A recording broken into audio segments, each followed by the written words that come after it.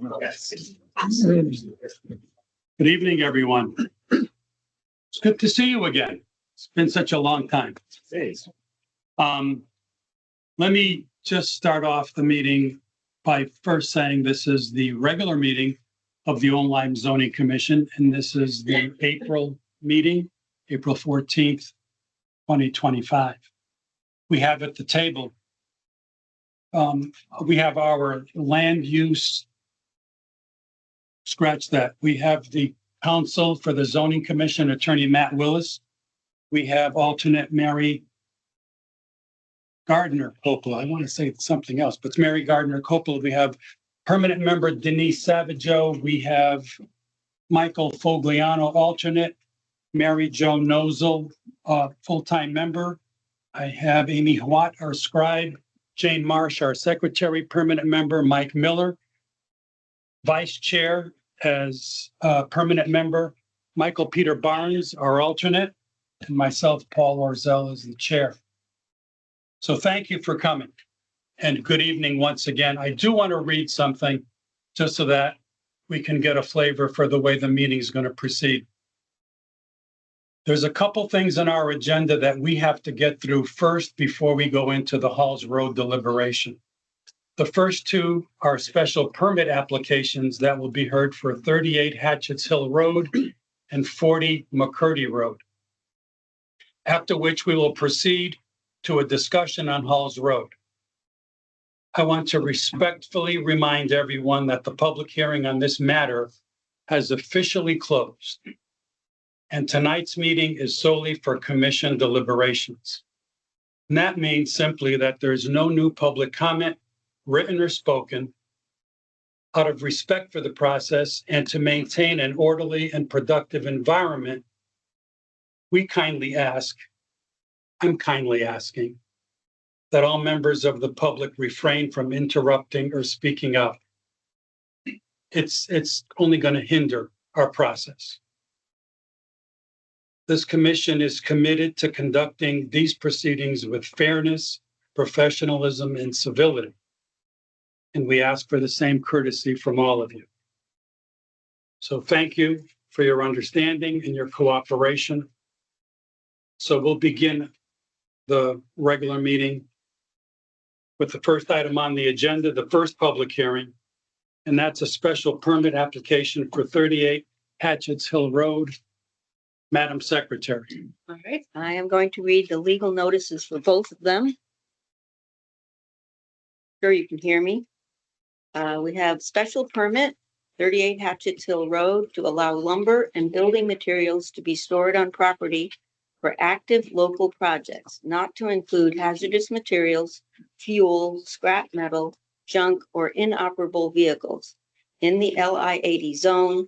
Applicant is Septic Works LLC. The second item is a special permit, 40 McCurdy Road, to allow an update and to expand the existing main building by approximately 1,000 square feet. Interior and exterior renovation work will be done, parking will be expanded, and the snack shack on site will be updated. Old Lyme Country Club applicant. This is at the special hearing, at a public hearing. It says special meeting, but it's a regular meeting, Monday, April 14th, 2025 at 6:30 p.m. at Memorial Town Hall. In the meeting hall, at this hearing, interested parties may be heard and written communications received. Copies of both of these applications are in the Land Use Office, 52 Lime Street, Old Lyme, Connecticut. This notice is dated at Old Lyme, Connecticut on the 31st day of March. It was published, I am sure, in the required newspapers.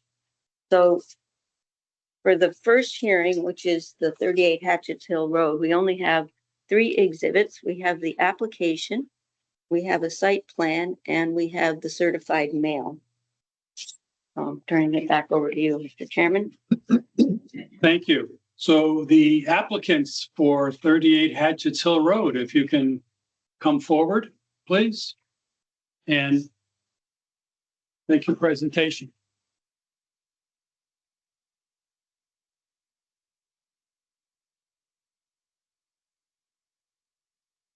Doing Good.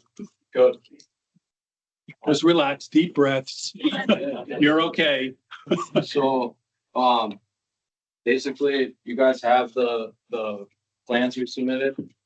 We could see him again as we're, Yeah, we brought in like yep, all the copies, 8 or whatever, 7 copies of them. So, essentially. Hold on one second. give us a minute to just get some copies out. Yeah, no problem. The other one?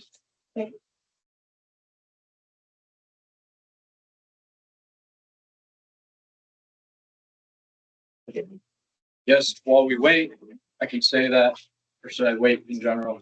You can start if you'd like to give us a little overview. Yeah, so basically 38 Hatchetts Hill is in the Mackin Industrial Park, which is right next to I-95 off of 4 Mile River Road. We've submitted like the 6 or 8 copies of our basic site plan for everybody to have a copy. This is an undeveloped piece of land right along Hatchetts Hill Road. Being in the LI 80 zone, we are essentially working off of the section in the zoning code 11-18-5, which describes the offsite construction storage staging area definition, where in any district except for LI 80, a special permit is required for the construction and any construction involving storage, staging, and screening of materials or machinery off-site for approved projects. So our interpretation is that in our LI 80 zone, we are not required to get special permits for the storage and staging of projects that are permitted and occurring elsewhere. But we're here asking for a permit to develop the site, basically as a what's known as like a laydown yard or a yard that'll be used for the storage and staging of construction projects that are permitted and occurring elsewhere. So we are a construction company and basically need us as well as like the entire town needs an area for the staging of projects that are permitted and going on elsewhere, like say a water project that's going on in town. They need a place to stage their pipe, their machines, basically like a jump point for doing a project. In our line of work, we've got dirt that comes off the site. We need a place to put it. We need a place to process it. Our home base is one property or two properties down from this currently. So we are operating basically 2 properties down from this property. Yeah, essentially we are looking to just create a parking lot as a staging and storage area for construction projects. We've got, that's just the basic of the site, basically a driveway coming in on the bottom edge, and then an earthen berm with pine trees that would be surrounding it in an L-shaped pattern to kind of screen or block the view from the main road there. We've got a slope heading down towards the inland wetland area. So our main focus of site work will be for catch basins and for the control of stormwater and whatnot, which would be in that strip running around the outside edge of riprap, and also combination of natural grasses in a swale to essentially catch stormwater runoff. So that's the blue area. Yeah, exactly. Okay. Exactly, because the flagged area is the checkered area in blue or all the way in the bottom right or bottom your bottom right hand would be the inland wetlands that's been flagged, and then Okay. 100 feet off of that, we're not encroaching on. That's what that next zone is. So that would be the 100-foot setback, Okay. that circle there. So then this surrounding it is our 10 to 15-foot wide swale section that would have natural grasses with riprap on the high side to handle the sheet flow. We've got catch basins in the portion closer to the road that can discharge into that swale section to handle our stormwater runoff. And basically, yeah, that was flagged by Zarnowski, I believe it was, and then confirmed by our surveyor. So that's all to scale and exact based on our survey that we had just gotten. Driveway would be coming in here off the road with the berm kind of surrounding it in an L shape. The berm would have like pine trees and be elevated to keep to screen or to keep the view down from the road and other properties. We'd have a gate right here at the entrance. Like blocks along the edge as far as like creating the border of the parking area or the staging area. Basically, our idea is to keep this very nondescript from the street. We're gonna have nice landscaping, but it's just gonna kind of blend in the park. It's gonna be something that you're gonna drive right by and not even realize it was there if you weren't looking for it. To give privacy to whoever is working back there, or just for any operations going on in there with their assets being stored. Keep it all private, keep it all secured. Yeah, and like being at the town garage, it's a lot like how the town garage is set up, other than the fact that they don't have a berm, they just have a chain link fence.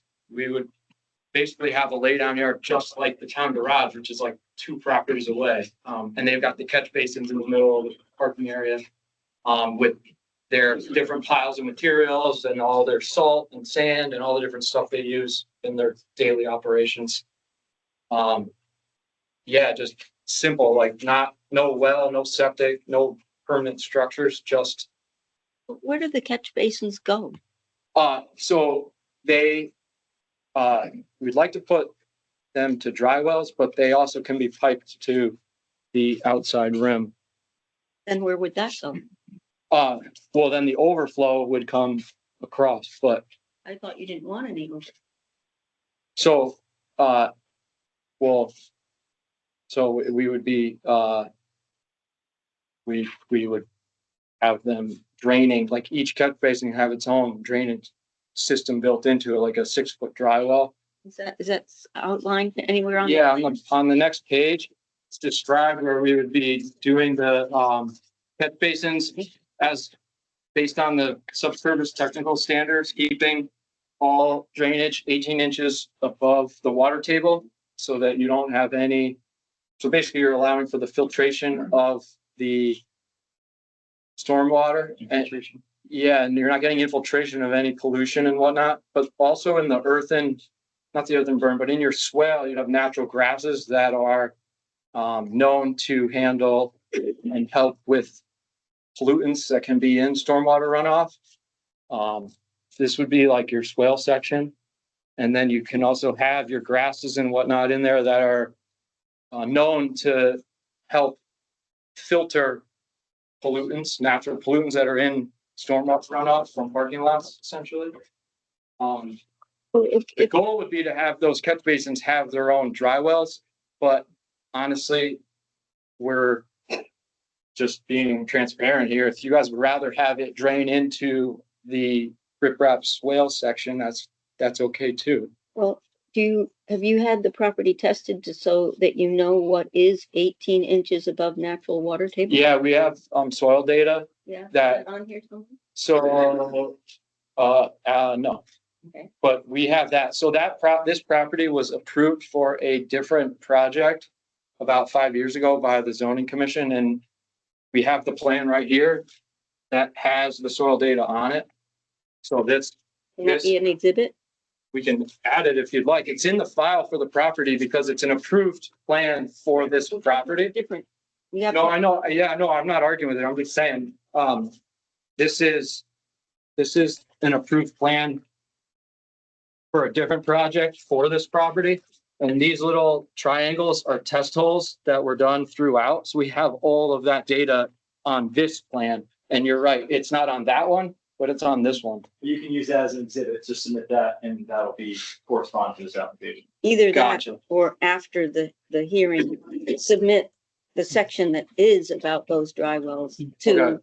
the, Yeah, the Greg. absolutely. There's like there's at least 8 or 9 of them that were done, where we have the groundwater elevations known as a known. And those were dry wells too? No, these are test They're holes. just the test Test hole holes. data. Oh, so no dry. They never did, so they didn't do this Yeah, I project. understand. Yeah, But what was proposed, there wasn't proposed to have dry wells with catch basins on that. plan. no, everything was going into a detention pond right here. They proposed something a lot larger scale. They had a lot of asphalt there, So, so we have no asphalt. but they were planning on sending everything to here, which was gonna go through the detention pond system and then overflow essentially just into the inland wetland area. But we would rather send them into dry wells where the water goes down into the natural water table. Yeah, that would be ideal. As described there, yeah. Can you go back? I may have missed. How are you going to assure that you're dealing with permitted projects? Are you asking to see their permits or? So that's a good question. I mean, so we don't do any projects that aren't permitted. We're septic installers. So like we've never done non-permitted projects. And we're, I mean, that, yes, we can definitely, we'll have to come up with a plan or scenario or a system where, where that's taken into account. Absolutely. So, for example, like if the water contractor working to do the water system in town is looking to bring materials in, it's a known permitted project, then that's acceptable. So I guess we would have to come up with a checklist to confirm that that's the case. Most things going on, most projects going on, larger scale projects are permitted, but yeah, we'd have to come up with a checklist to confirm that. You're right. Absolutely. Yeah. Okay, so what's this on? There, thank you. Just wanted to ask a That's couple of not on questions. there. They appear to be, there you go. Thank you. That's all. Hold it for a second. It doesn't like me. There we go. All right, thanks. Just have a couple of questions. I don't see any grading on the plan. So although you've described some things, are you looking that you're going to have to grade the site? Is it, I don't have the topography in front of me.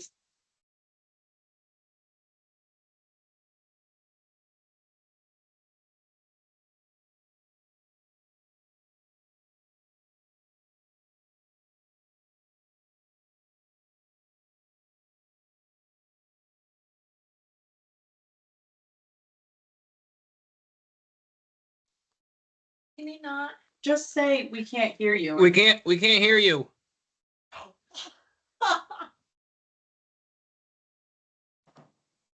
Did someone just mute that main room?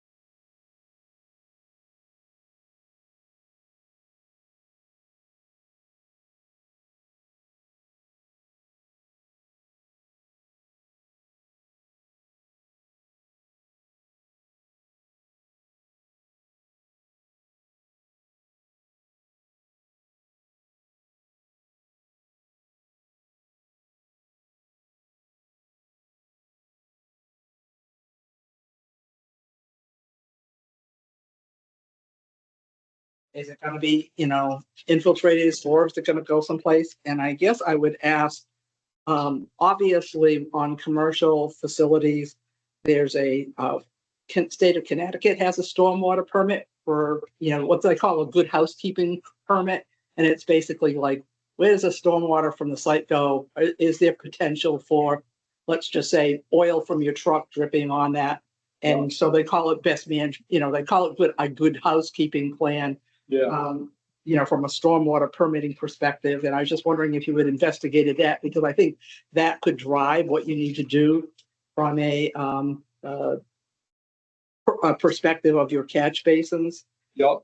And then, do you anticipate having any sanitary facilities out there, or any type of work shed or anything like that, any other types of structures? No permanent structures. That's not in the plan or anything that was, that's not part of the plan. And no sanitary facilities.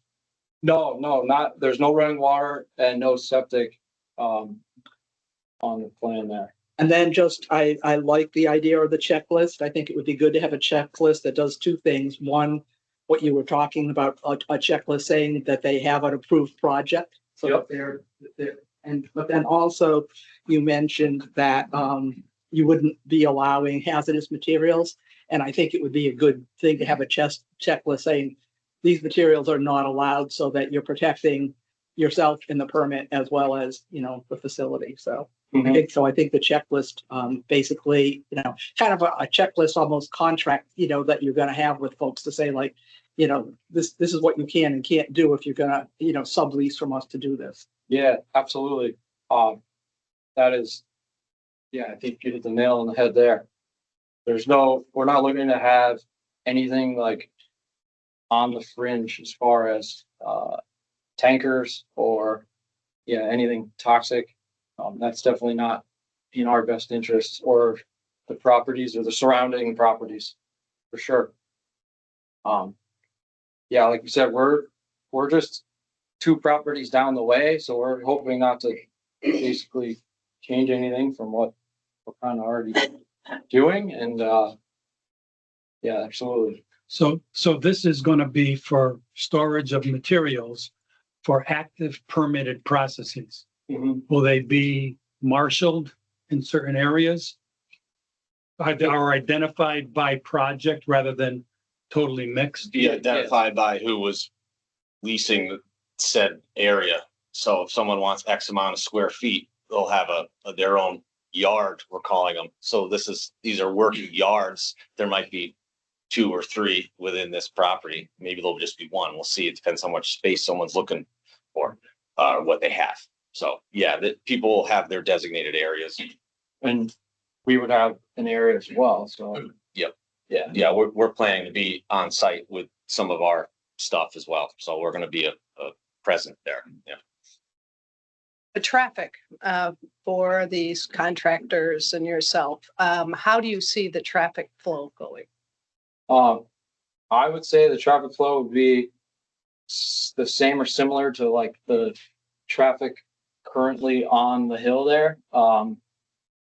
Mornings, 6:30, 7 o'clock to 9, 10 o'clock. Usually you see a lot of cars coming in, or the people coming to work, as far as like the other businesses in the area. And then the same thing in the afternoon. And honestly, most contractors are done by 3, 4 o'clock. And that would kind of be the goal as well, to have it be typical working hours, 5 days a week, maybe Saturday, but honestly, just the regular 8 to 4 type of scenario. Are you going to be there then yourselves to check what's coming in? Yeah. So we're right. Yes, we're right there, and we're going to be using a section of the yard as well, as part of essentially for our dirt operations. As you're leaving, because you are installing septic systems, Yep. so that you won't be on the site all the time, are you? No. are you gonna have someone else watching the site for you? I don't know the extent of your No, operation. so our plan was to have a gate, with a key code. So that the people that are allowed in can get in and the people that aren't can't get in. And that's why we wanted power. And that's what got us here, because we need a statement of use to get a permit to get Eversource involved. So we want to have a gate that's got power. We don't want to rely on solar. And we want to make sure that it's either key coded or essentially key coded so that people have the ability to get in who are allowed to get in. And it would be physically impossible to get through the berm and over that hump to get in for other people too. So kind of works in both ways, keeps people from coming in, but also keeps the people in that are allowed to be, I guess, so. One more question on the traffic. So you don't see the traffic going, if that's north, up, Hatches Hill to Flat Rock? No. You'd be coming down. Exactly. So basically from the entrance to Hatchet Hill Road right there, 99.9% is, especially trucks, are headed towards the highways. You get right on the highway right there. You don't go by any homes. No residences are between Hatchet's Hill Road and 4 miles. 71, yeah. Yeah, as you get to the highway, you're not going by any residences. And that's what puts the industrial park there. It's convenient for contractors. It's convenient and it helps the homeowners in terms of efficiencies and like the services that they need as well. It allows for just less travel time. I mean, that's why the industrial park's right by the highway, essentially. So yeah, I would say that the rare instance people turning right out of this would be like, for myself, I go home the other direction because I live over on Mile Creek, but trucks and work time, like that's going to be going towards the highway. That's just the most direct route to get anywhere. Even if you're getting to the other side of Old Lyme, you're still going to go left down towards 4 Mile because you're going to go on 156 to loop around. That's just quicker to get anywhere. So I would say that without question, traffic going up into the Fountain Way neighborhood would not increase at all. What do you expect the turnover rate and time to be for the projects that are gonna be in there? Good question. I would say that, for example, one of the contractors we've talked to is on a 3-year project. I think most projects would be 1 year or more, really, honestly. Because if you're talking about other things going on, it would be like us taking dirt off of a smaller job that might only be going on a week, but it's still us taking the dirt in or out. I would say that it would be 1 year or greater.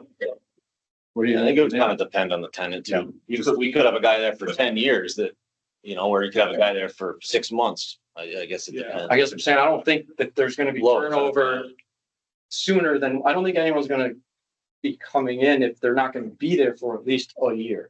I guess it's a better way to say it. I don't really see the sort of the need, I guess. There will be no retail sale of materials, is that No. correct? No, And the tenants, will they be responsible for taking out everything they brought there in the first place? I would think so. In their yard, their designated When they're done. space, like, Yeah. yeah, I think you'd leave it how you got it type thing. I mean, I don't see any. But yeah. Yeah, as a jump point for a project or for your operations, I mean, whatever you're bringing in is, if it's worth bringing in, it's going to be of value that they're going to want to take it with them or use it on the project. And then when they're done, it's pretty much left empty for the most part. So you would be okay with hours of operation, did I hear you say 8 to 5? Yes, that's fine. Personally, I don't know if I would secure yourself in from 8 to 5 because it's an industrial zone. That's what it's. And it's a 24-hour work zone where you might have clients who need to set up at 7, 6 in the morning to get out to their jobs for 7 or 8 o'clock. So I would say don't commit to an 8 o'clock start time because I think that's an unrealistic expectation in the industrial zone. And I mean, honestly, we probably shouldn't be that concerned about hours in the 24-hour work zone. Highway's right there. It's pretty loud.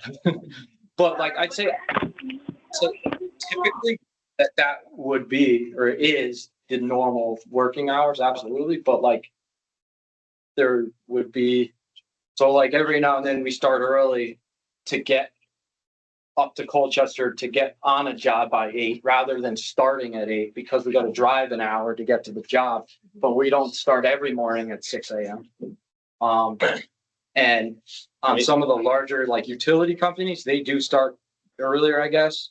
Is the Because we noise, work is the at- noise the issue with this start? Yeah, that's the Okay. concern with the. I mean, yeah, that's, again, 95 is in the backyard. It is loud there 24/7. A Yeah. lot of other businesses operating there. In your statement of use, you have 7 a.m. to 5 p.m. Yeah, I think that that's a good basis. It's when most guys go to work and Yeah. go home. Yeah.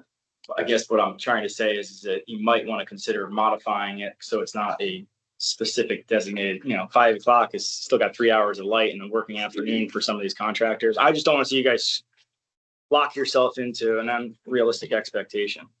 I don't know if anyone else feels that way, but I feel it's, This is- I feel it's that way, but you did write that down. So if you want to modify that, you need to let us know. Because I think, like Mike said, 5 o'clock is very restrictive.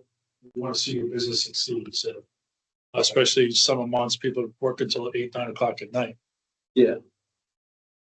so yeah, you're going to want to modify that. Okay. Want to make it 9 at night? Do we have to define it? I mean, Well, it's like- it's their application. Yeah, You can't okay. tell them. All right. I would No, not- I think, I guess I interpret it, if we're being honest, I interpret it as like a like normalcy and like there's those outliers of like, yeah, you work late, like a couple nights a month. But like, I'm not also there like banging on drums being loud. I'm like working. So I guess to me, I'm not being loud. That's a nuisance, but I totally get it. I guess I interpret it as like the normal working hours where like. Yeah, that's how how we saw I that. think that's how we interpret it, not so much as like a set. So what would you like your statement of use to say? Just eliminate. Set, yeah, Because what you have said, in case you don't remember, no, on a weekday with vehicle trips mainly being Monday through Friday between the hours of 7 to 5. yeah, So what would you like it to say? so so we can just get rid of it then, if that makes it easier. But I mean, I think we said mainly being like, that's like mostly when. But I guess we're just getting into semantics, So you want me to cross it out? sure, Put 4 to 8 persons may visit the yard on a weekday. So yeah, leave that period. sounds good.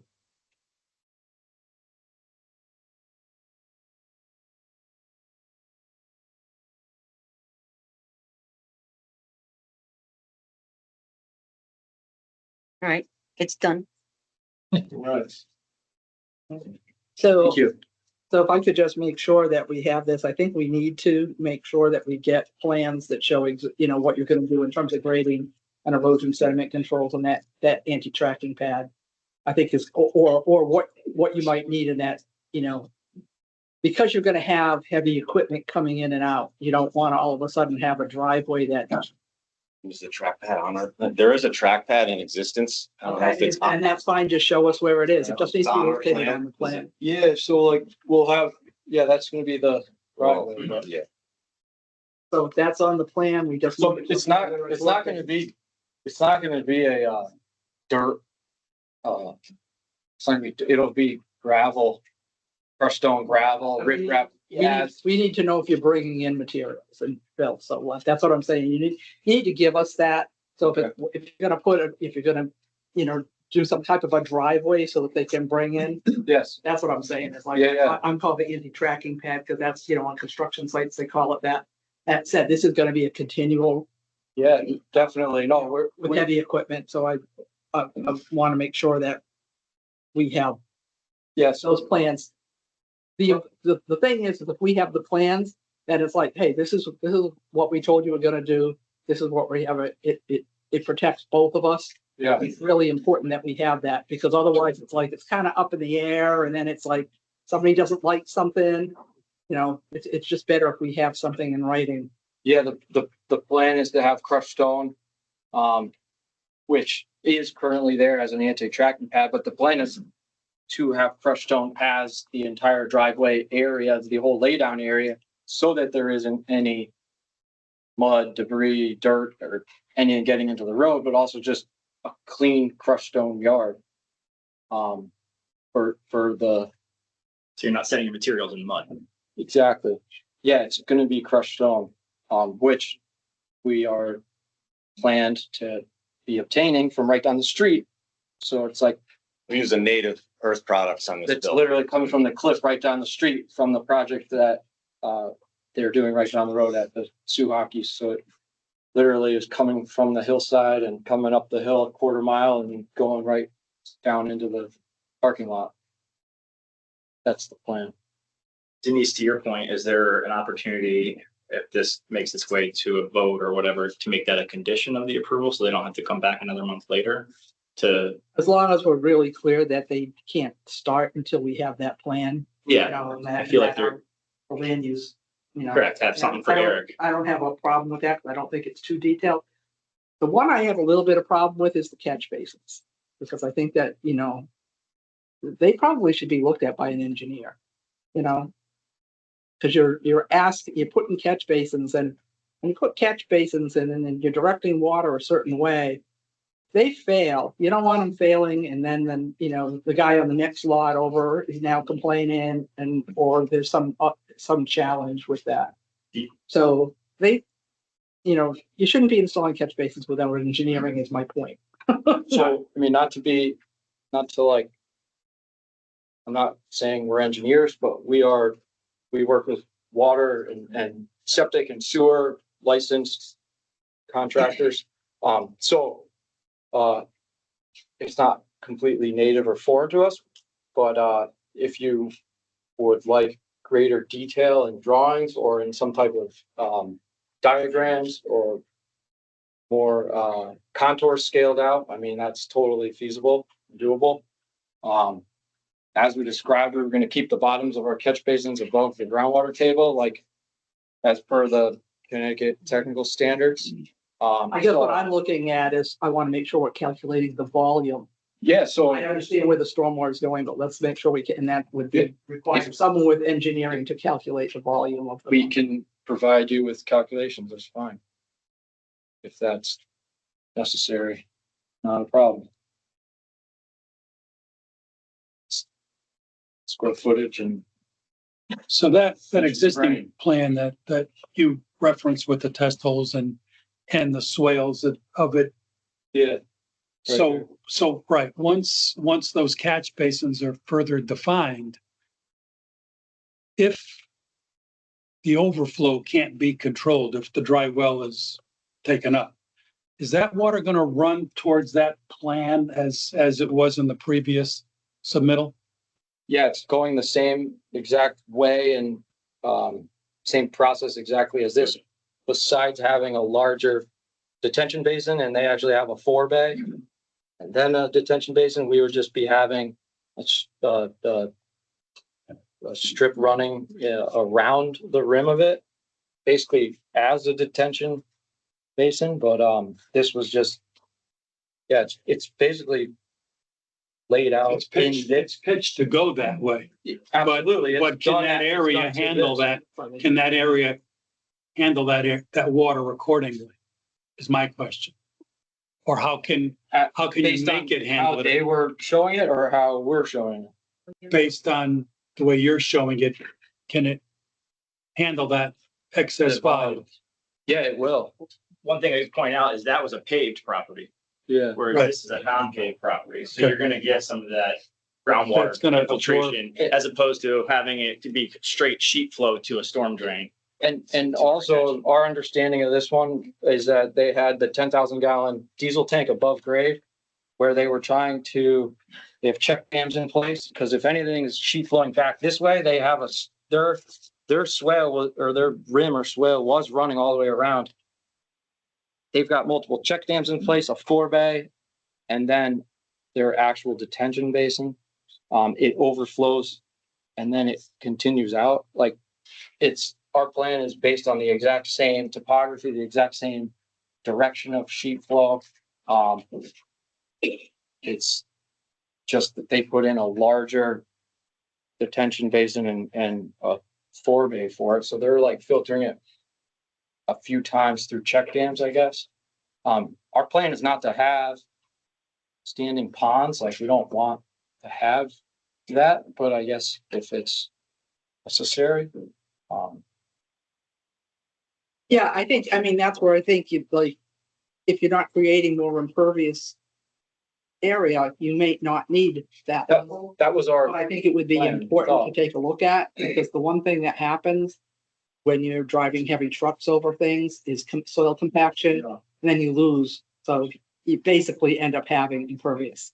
So at first, it might not seem like that. At first, you may like have too much mud, but eventually you have, some challenges, and we just want to make sure. And the other thing is, because this is, going and draining down to a wetland, that's the natural way. We just want to make sure that we're handling that. So that's where the catch basins, where they're heading out to. We really need to look at that stormwater. And so, when we approve something, we need to have erosion sediment controls and a stormwater plan, because if we don't have that here, it triggers a permit at DEEP. You don't want to go to DEEP. You want to handle it here. If we have this in-house, because up to 5 acres, and with the work that you're doing, if this is only a 6-acre site, you're not covering that much. So you're under the 5 acres. So that means, but if we don't take jurisdiction and ask you for that, Yep. then that means DEP can come in and ask you for a permit. So I'm asking you for the stuff so that you don't have to go there. So it's best if we handle it. That's just my recommendation. Sounds good. So that if we have the appropriate things, because you want to have it on file, that we have the proper drainage and the proper stormwater, management plan, erosion sediment control, so that if anybody questions, like, do you have that? It's like, oh, I got this permit from the town and it includes my stormwater permit. And Matt and Blair, I'm going back to the hours. I know we've taken the hours you put on your permit, which is fine, and I've heard the commission on that. But we typically do ask for hours of operation. It's very typical. And I'm not trying to put words in your mouth, which is not our job, but you're not going to be a 24-hour operation. No. You said here tonight that you want normal business hours. I think something along those lines belongs on your permit. Yeah. So I would like to have that revisited. At a 6 a.m. to 7 p.m. So, I mean, does that work? I mean, yeah. And there might be an outlier. There might be an outlier. Yeah, so that's why I still think make it 10. It's still light out at 9 o'clock. I think you want to, okay. I mean, yeah, I think that it's normal. It all depends on how you interpret normal. Normal is like most of the time. And yes, most of the time I go to work sometime between 7:30 and 8:30, and I'm done at 4 or 5 o'clock, like most people. I mean, that's normal. And every now and then I work a little later, but that's rare. Let me ask you So that's normal. Let me- So yeah, I agree with you. Hold on. Yeah, a year from now, 2 years from now, do you know who your tenants are gonna be? No, Do you know what their hours of operation are gonna be? no. Do you know when they're gonna need to get their product and leave and come back at night? No, I Do you guess I think you don't. need to be flexible? Yeah, There you go. I'm trying Yeah, to be I'm flexible. not trying Right, to- give you the I'm right trying to answer be here. flexible. Yeah. I think he's Sit. being very reasonable with this, but I don't think this is a 24-hour operation. And I think that's reasonable that then to say the usual working hours Yeah, are going to usual be work. 6 to 9. Yeah. I don't think that's unusual. We ask that for other businesses. And we also we know there are things coming that there are going to be potentially residents in that area. And I'm thinking of that too. Yeah, I hear on that. So I would agree. like something on there. Usually between I understand. I mean, the fact that there might be some residents in the future isn't Right. relevant to this application. I Well- understand, but that's where I think it's important, and these gentlemen have been really upfront that they intend to have normal business hours, then why don't you put that on your permit? And I don't think it's even, I appreciate that he's talking about normal business hours, but I think the idea is like, when are people gonna have to get there to start staging? 6 a.m. They're probably not gonna get there unless there was some really weird thing happening before 6. Just because that's when people start, they have to leave the house at 5 to get someplace at 6, right? Yeah. And similarly, if they're leaving the job, 5 o'clock at night, whatever, okay, now they get to come and unload. So 6 to 9 is I think is a great time frame for you. In terms of being able to do what you need to do from a construction perspective, and it doesn't really tie you to anything that's unreasonable. So that, Yeah, so my concern is that we're kind of setting a precedent worrying about the business hours in the industrial park, where this is the industrial zone against the highway, where it's exclusively set up for this type of activity 24 hours a day. There's so is businesses that in in here our that run. regulations that it says it's 24 hours? No, but there's businesses that actively are operating 24 hours a day in that facility. So what I'm concerned about is trying to set some sort of precedent in our only industrial zone against the highway. So I think we're getting caught up on these details of the hours of operation for a storage yard. While I understand and I understand where you guys are coming from, I just think it's an unnecessary discussion. So just, I don't- I just want to throw it out there, That's why we're like, having this discussion. so the town garage is the animal control center is there and then the town garage. Right. On a snowstorm, they're there all night long, in and out, but that's not normal business hours, but during a snowstorm, they are there at night, so no, you can still say normal business hours are, but when there's a snowstorm, they're there all night getting their salt and sand and their plow trucks are in and out with their lights flashing and all that so that they can plow the roads for everyone else. So it just comes down to how you interpret normal business hours. And some people will say it's a defined just then, but it also normally, yeah, it's during the day. So I don't know. Would you be, However you would guys you wanna be do it. I'm not arguing amenable anything. to, I'm not good with. would you be amenable to 5:30 AM to 9:30 PM? Is Yeah, that- I think is that's, that reasonable? yeah, it's fine. Okay. Yeah, I'm not contesting you. I'm just saying that. No, you've been great. The commission is mainly questioning this logic. How about usually between the hours? I also. It's not our application. Okay, excuse me. Please, we're having a discussion here. We need the room quiet. Out of respect. Well, the overlayer is showing some disrespect. Just one other question I have. Yell that. That has to do with delivery. Are you expecting that people will take deliveries here? Sure, absolutely.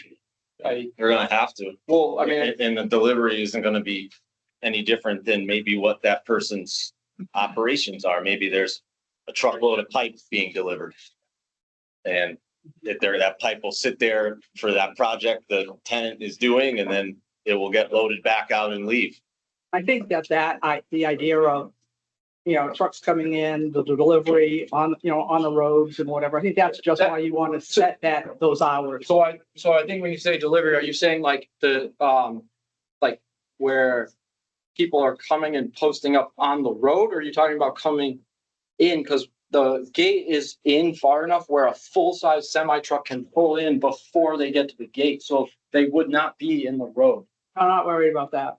I'm looking at that, when you could possibly having larger trucks with deliveries coming in. And I think that's more, As far as noise, like you're worried about the noise of it, or? not necessarily, but I mean, just that's what people, when we talk about traffic and whatever, that's what people, because it's not just you and your little contractor. It's like now we've got people, like if they've got a big truck coming in with deliveries, that gets into different types of things. So I just think that's one of the reasons, because you're going to do deliveries, why you would want to have hours of operation. Yeah. Any plan for worker security lighting? The idea would be to have the motion lights at the gate as well as on the edge or line of the berm, running down the berm for motion lights pointed down. Basically, Dark sky motion lights, yeah, LED. yeah, the ones that are not pointing up and not pointing out towards the road, but they're pointing down, so they're kind of shielded, so you're like, but they're motion activated. That was part of getting the electrical for the gate and for the light poles, just for the access road in. So what about in the yard itself in the dark months? So I guess it's a little open-ended as far as if it is required, I guess, or if guys want to have, but it would be along the edge of the block wall with pole and with the like motion activated lights. So you don't have lights on your plan though? No, not really. Okay. I think, We mentioned them in the, yeah, Mentioned lighting and you mentioned landscaping, so. yeah, so like underground electrical and lighting for the red line, I had it like running here and then down, but basically, would rather not have tons of lights, honestly. They're not. Rather just have a few at the gate. Shown on your- So basically you guys can just pencil in some lights on that map. Wherever you want. Yeah, all right. Why don't you do that right now?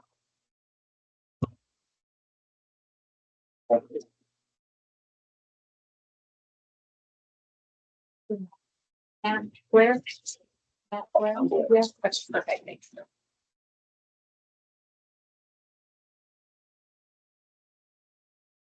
Yeah, so I had it running down to there.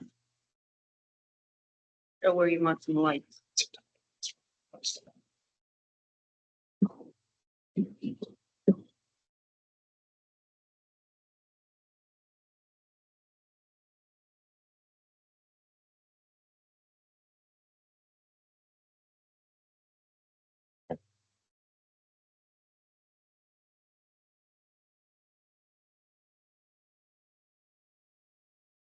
Mm-hmm.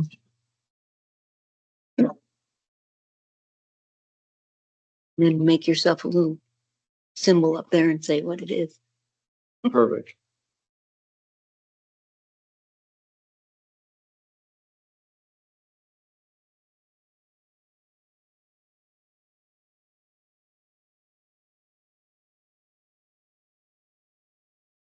Need my wife to write it nice and clean. I don't have very good handwriting. Go together with your plan just fine. Yeah.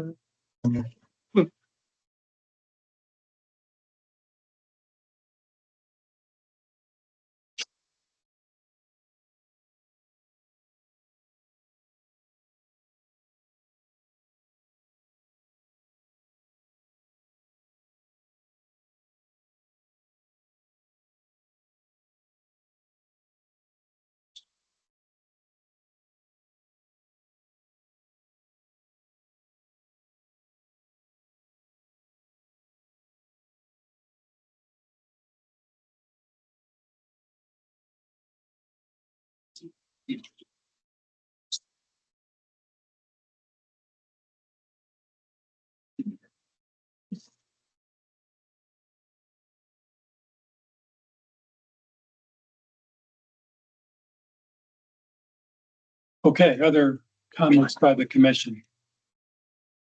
Did we ever get through the hours? Or we can want to talk about that during deliberation? Okay. Any more questions from the commission before I open it up to public comment? Thank you, gentlemen. All right, is there anyone in the audience that would like to make a comment on the 38 Patches Hill Road application?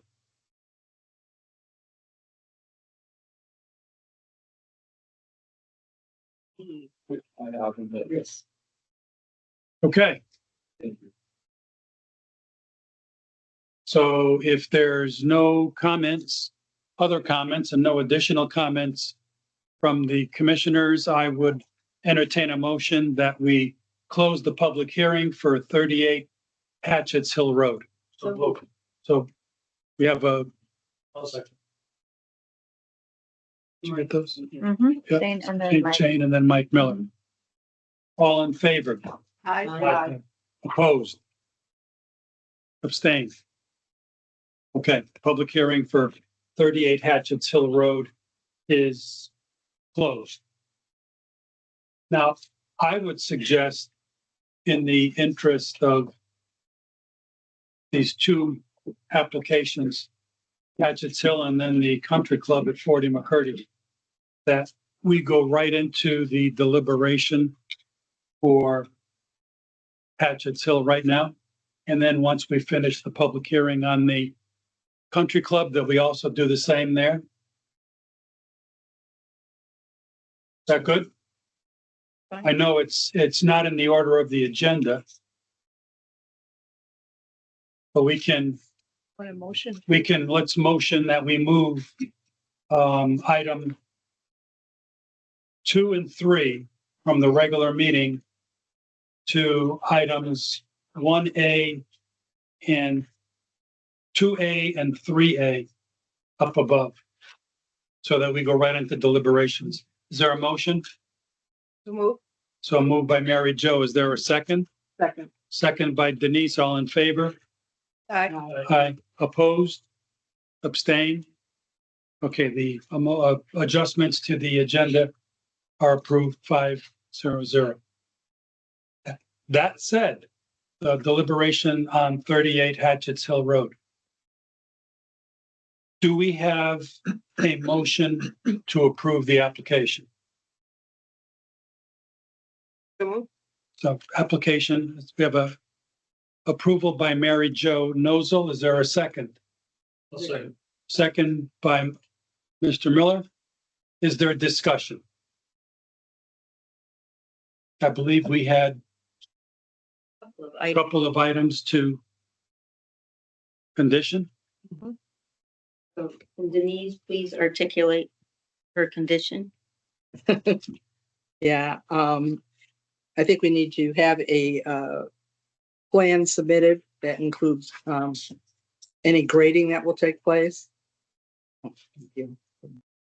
Any grading that will take place, the location of the driveway entrance pad, erosion sediment controls, and the location of the catch basins with appropriate engineering details, including volume, what they'll be able to handle from a volume perspective.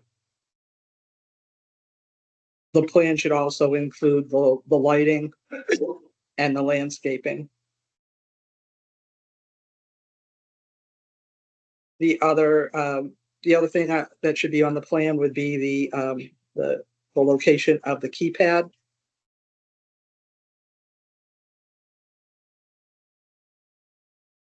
So that's, I think that should be a requisite in terms of the plan that should be submitted to our staff. And then I also think it would be great to get the checklist. The checklist would include the conditions in terms of making sure that the lessees have an existing construction permit for town, that they are not going to have any of the hazardous materials, and that it also talks about removal of materials at the end of the contract period.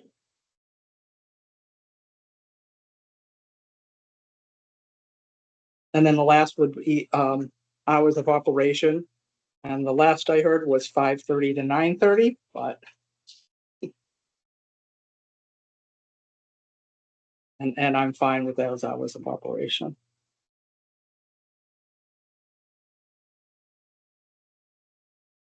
Other comments?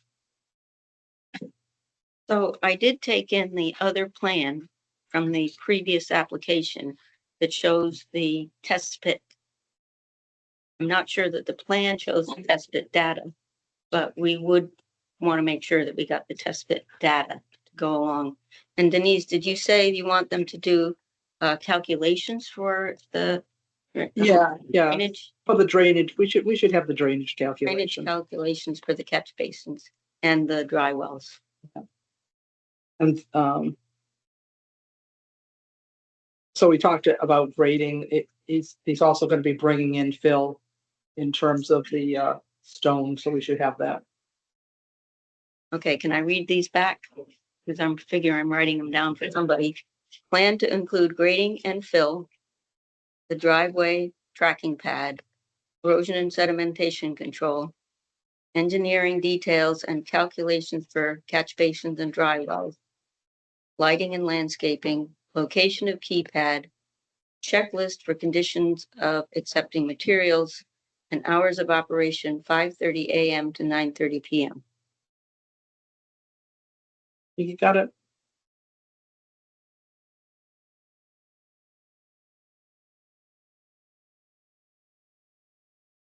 Oh, Mary Jo, these are amendments to your motion. So I accept the amendment to the motion to approve the special permit as conditioned for 38 Hatchetts Hill Road. Okay. Further discussion? Any further discussion? Okay, all in favor of the amended conditioned approval of 38 Hatchetts Hill Road? Aye. Aye.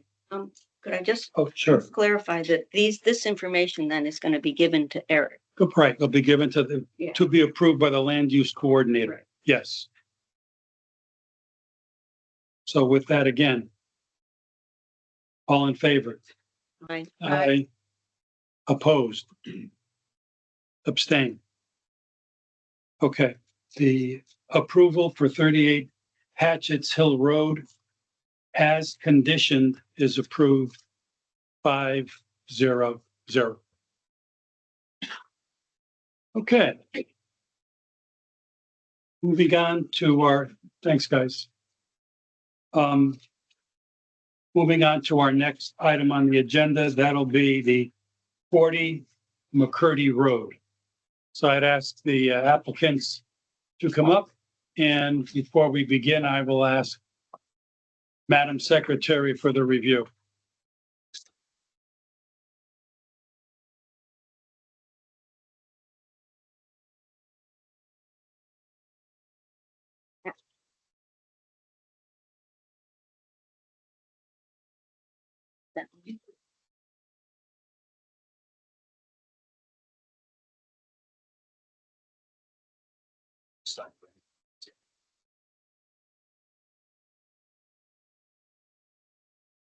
Okay, we have some exhibits. The application is Exhibit A. Renovations and addition is Exhibit B. Exhibit C is general notes and abbreviation and legend. Exhibit D is the legal ad. Exhibit E is renovations and additions 32625. Exhibit F is the landscape plan 32625. Exhibit G is general notes and abbreviations and legend March 1st, 2025 plus. Exhibit H, email from Marsha McLean. Exhibit I, email from Plato O'Shea. Exhibit J, email from Daniel Catherine Flynn. It must be Daniel and Catherine Flynn. Exhibit K, letter from Aaron Schaff and Head Schaff. Exhibit L, exterior lighting photometric plan. Exhibit M, email from Eric and Monique Foster. And Exhibit N, email from Andrew Randack and Laura Saborio. Those are the exhibits. Thank you. Okay. Good evening. Thank you. Thank you for having us. My name is, I'm just going to do a brief introductions. My name is Greg Nucci with Point One Architects. Our office is here in Old Line. I have Rick Stott from my office. I've got Mike Gott from Summerhill Engineering. He helped us with some of the site improvements for the civil engineering portions of things. And then we have John Cunningham from Tech Landscape Design out of Madison. And he helped us with the landscape plans for the project. So, many of you know where this is. It's up on the hill, in town. It's a gem of a facility at the moment. So the country club a few years ago went through this master planning exercise to try to identify their needs. And subsequent to that exercise, they hired Point One Architects to help them develop from their master plan what their needs are. So I'm going to speak a little bit just about the architecture and the buildings and a little bit about the site. We are the existing building, as you know, is old and kind of tired. It's in due of a lot of renovations, and it's kind of poorly organized plan wise. So it's been kind of ad hoc added on to over the years. And what we're doing is kind of removing the bad stuff, reorganizing it in a better plan, and adding an addition. So some of it's additions, some of it is all renovations, and we're adding new windows, new cedar shingle siding, new HVAC upgrades, a newer, I would say, combination of existing kitchen equipment and new kitchen equipment to upgrade their kitchen facility. We're renovating their locker rooms, so we're touching just about everything on the project. And also, we are adding and improving the parking layout, and Mike Ott will kind of go through the parking on the civil side of things. We are providing a better ADA entrance, basically replacing all the window siding, trim details to try to bring it into, more of our kind of coastal New England style of architecture. So it really is a lot of lipstick, as they say, on an existing volume of buildings that are currently there. Let's see. So I guess, let's see, this is the view. Yeah, I think this one. You're gonna take that one.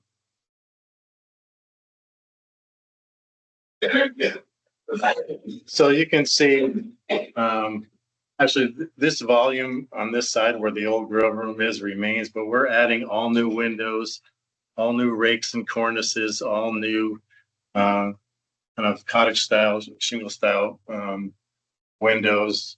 You can see that we're also changing all the siding. We're actually hiding all the mechanical units on the roof, so it won't be visible from anywhere. So we've got a flat roof section up there where all the mechanical units are going to go. And the other component of this, and plan wise, I'll kind of go through that, is there's a cart storage addition that we're proposing, golf cart storage. They need to store them somewhere, which actually will sit underneath a new deck that's out back. So we actually had to reorganize the deck to recall that there was a deck out here, but it had a lot of stray golf balls from where the tee was. So we kind of moved the deck around the corner a little bit to make it a safer situation. We're renovating the grill room with a new bar. This is the new kitchen area that we're doing. And most of this is being kind of torn down and rebuilt. So this is kind of all new addition in here. We've got men's and women's bathrooms. The pro shop is located up on the upper level here now. It was down low, which was kind of far away from how they operate. So that's here. And then we have some administrative offices and storage for the building. On the lower level, we have men's and women's locker rooms, some mechanical storage, and then again, the cart storage and a cart wash. So as the carts come down the hill, the staff will wash them and put them away at night. We have been working with your fire marshal, as well as our code consultant, as far as, figuring out the occupant load of the building. In town, you don't have sprinklers or public water supply. But we meet the building code right now with what we're proposing. I know we're gonna have a maximum of 300 people in the building at any time, and we've talked to Dave about that, the building, the fire marshal. And we also have a code consultant, Joe Versteege, that's looking at this from a code standpoint. Anyways, we think we've met the obligations of the building and the fire code. That's where we are with that. Let me just so we have a rendering of kind of what the front entrance looks like, or was proposed to look like. So this is the new addition on this side. This is the new front entrance piece, and again, with all new windows and new siding, trying to tie this addition into the existing buildings that are in there. For a minute. Hmm? The pool, Oh, yeah. There's a small project at the pool. There's a snack shack that's up there currently that services the pool for ice cream and things for the kids that are there. We're adding another piece to that adds a cooler and actually another window for golfers so that the golfers don't have to go into the pool area to grab a hamburger or hot dog. They can just drive up now with their golf cart. And it's a conflict that they currently have, and the golfers didn't really like kind of going through the wet pool area to get what they.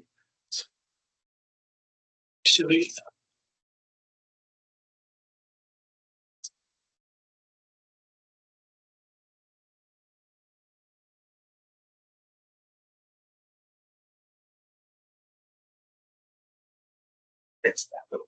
Yeah. So the yellow is the proposed addition to the snack shack here. So we've added a cooler, like the walk-in cooler here, as well as the walk-up window is here rather than having to go into the code enclosed. And then we're proposing to upgrade the finishes in the bathrooms here. They're a little old. There's showers and toilets and things, but we're not doing anything else in there except for some finish upgrades. Excuse me, is that parking right next to the new addition? Yeah. Yes. The Greg mentioned earlier, there's a parking reconfiguration happening, additional parking, and our engineer will talk more about that. Okay. There's How many spaces we had? Add, an additional 28. additional 28 spaces to the property that's currently not there, which is awesome for them. So you can see as you come up the entrance drive, becomes kind of the drop-off area. That's the front entrance elevation that I just showed you is here. And then this continues further up towards the pool, and that's where the new parking is being proposed. That was second page. Just a question. So I know your engineer's going to talk about it, but those parking spots in the snack shack are existing parking spots, right? Where that, no, Where the addition to the snack shack, there's parking in front. No, of it. there's several parking, might be, there's 17 spaces there now. It's getting reconfigured, but we're adding a total of 28. So it's a new addition space there. All right. So this is the proposed new parking. That's the snack shack here. And there is another building here that, an older building that's coming down in order to make room for the parking there. These are old cart store. The old cart store. There's a road that connects the lower parking lot to the upper parking lot. That's going to get widened just a little bit as well. Yeah. And as far as fire department access, they have access from Johnny Cake Hill Road as well as McCurdy Road to get in from both directions. And it's gated currently. It'll still stay gated. We're adding lights as well, site lighting to the parking lot. There are several lights on there. They're all full cut-up lights, so I know that might be a conversation that comes up, but they're all full cut-up lights. We have some cut sheets for that. We're trying to keep the lighting to a minimum. Just in general. Anyway. The whole lighting currently, is it generally? There is, one or two lights. I'm gonna have to say they're horrible. Yeah, they're not good. Face them like every direction and kind of not great. So they're coming down, new lights are going in with all full cut off.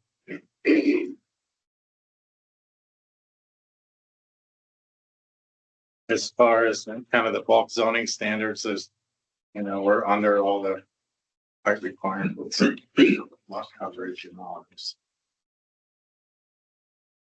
Are there any electric charging stations going in? Not at the moment. But they have talked about that. EV chargers.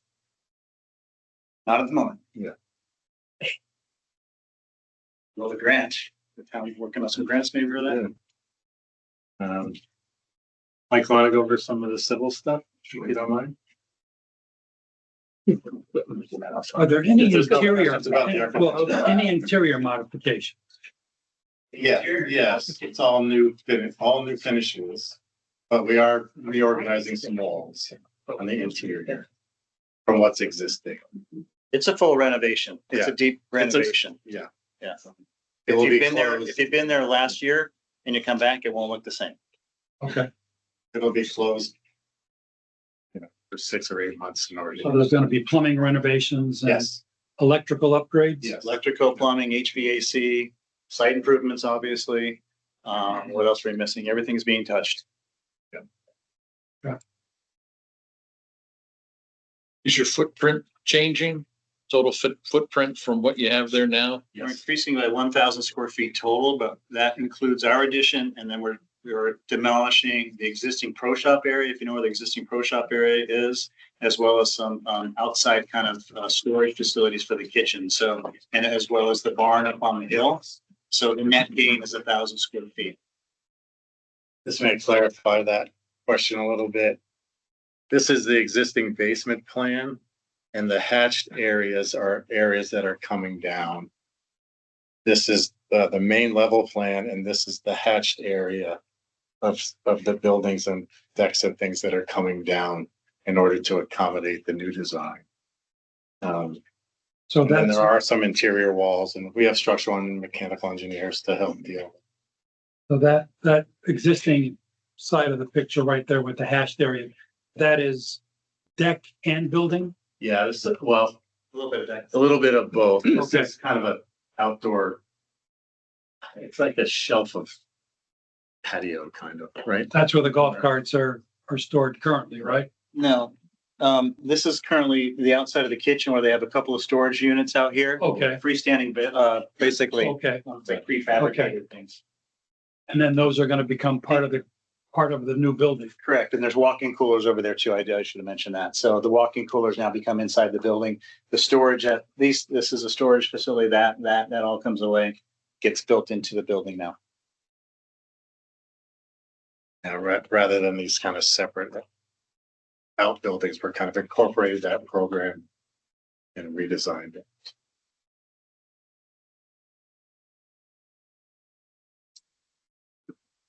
Any questions about architecture, materials, or?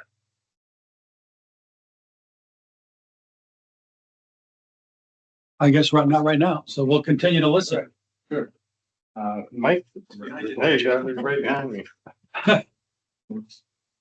Good evening. Just for the record, I'm Mike Ott. I'm a licensed professional engineer and land surveyor with Summerhill Civil Engineers in Madison.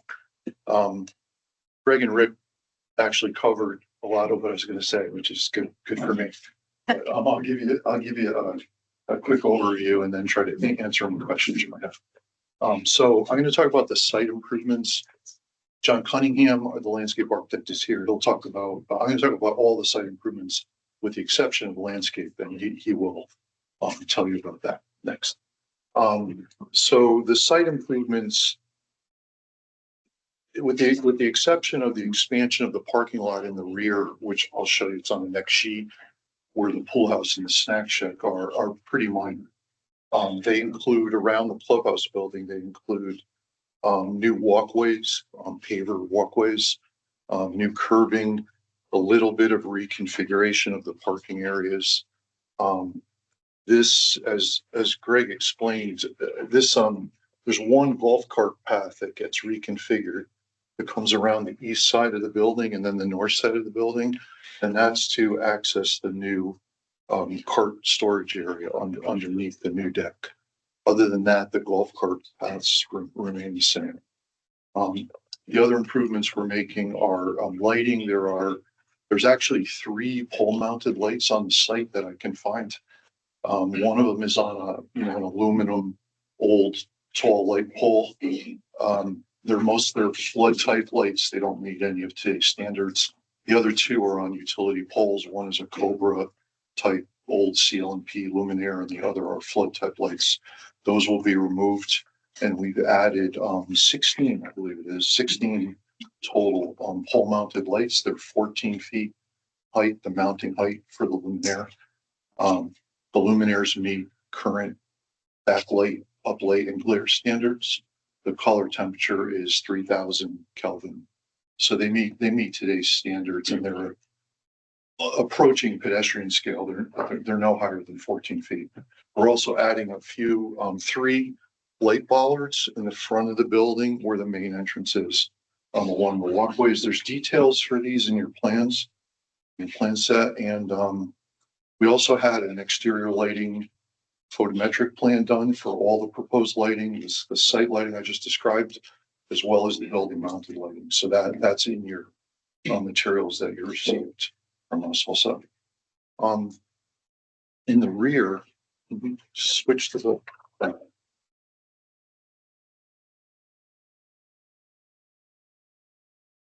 in the rear of the site is where the biggest site improvements take place. So this is where this is Johnny Cake Hill Road on the right-hand side of the sheet, north is straight up and down. This is the pool house building. This is where the pool and the pool house and the snack shack are. This little yellow colored rectangle, can you see that, Matt? Not really. Turn it over. So that little yellow rectangle is the addition to the snack shack that Greg and Rick mentioned before. And so there's a parking area, or I should say they did mention also that the driveway connection between the clubhouse and this area of the site is going to get widened a bit. It'll be a total width of 20 feet when we're done. So there's parking now here. It's not very formalized. It's partially paved. It's partially stone. This area is mostly exposed ledge rock, or rock very close to the surface. So what we've shown in our plans is expanding that a bit and formalizing it. And we've created 46 parking spaces there. Hard to estimate what's there today. There are 17 parking spaces that are actually delineated today. If you went out there and counted them, you would find 17. There's more than that, but it's not formal. It's, unpaved, portions are unpaved, and some of it is stone or gravel surfaced. So when we're done, there'll be 46 formal, organized parking spaces in a new paved parking area there. So in total, there are 63 delineated parking spaces on the site, and we're going to increase that to 91 when we're done as part of the plan. We're not doing anything in this project that would increase the uses of the site or the programming of the site, the membership, the membership numbers. So therefore, we're not doing anything that would increase water use and wastewater flow. So there should be no impact on the existing septic systems. The existing septic systems are pretty far away from both the pool house and the snack shack.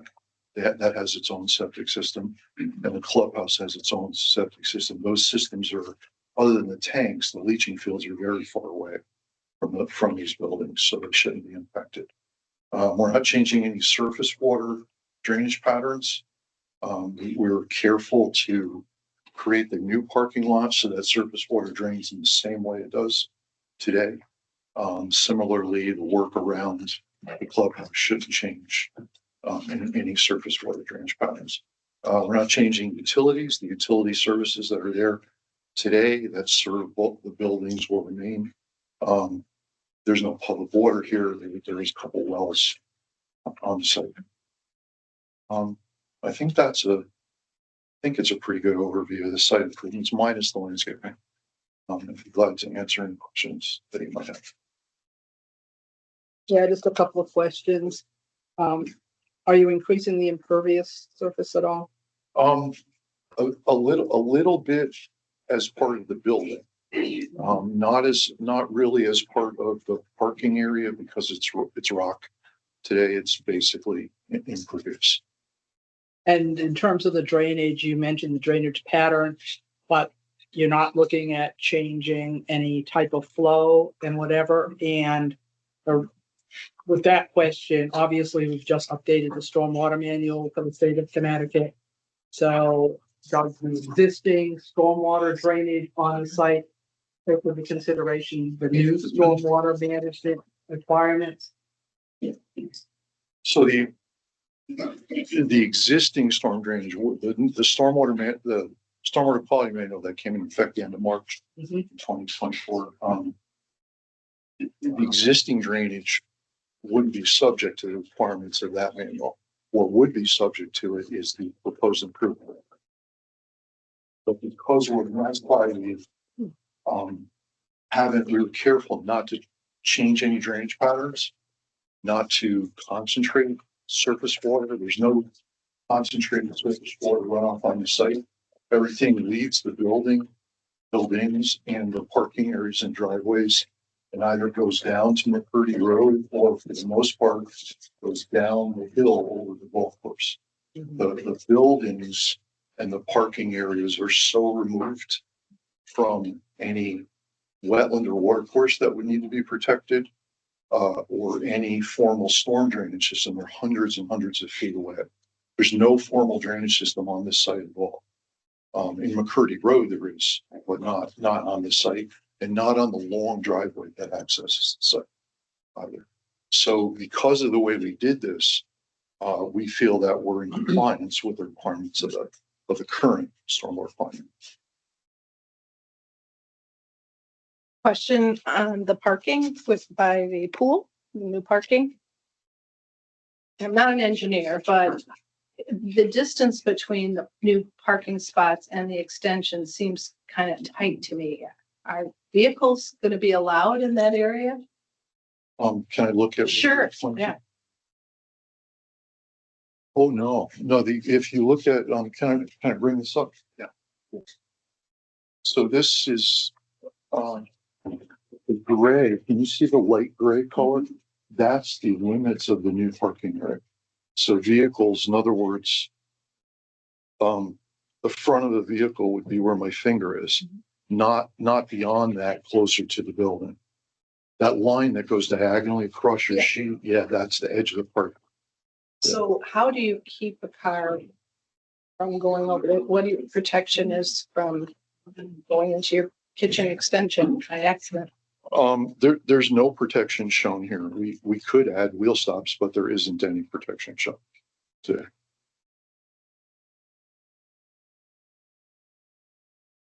Thank you.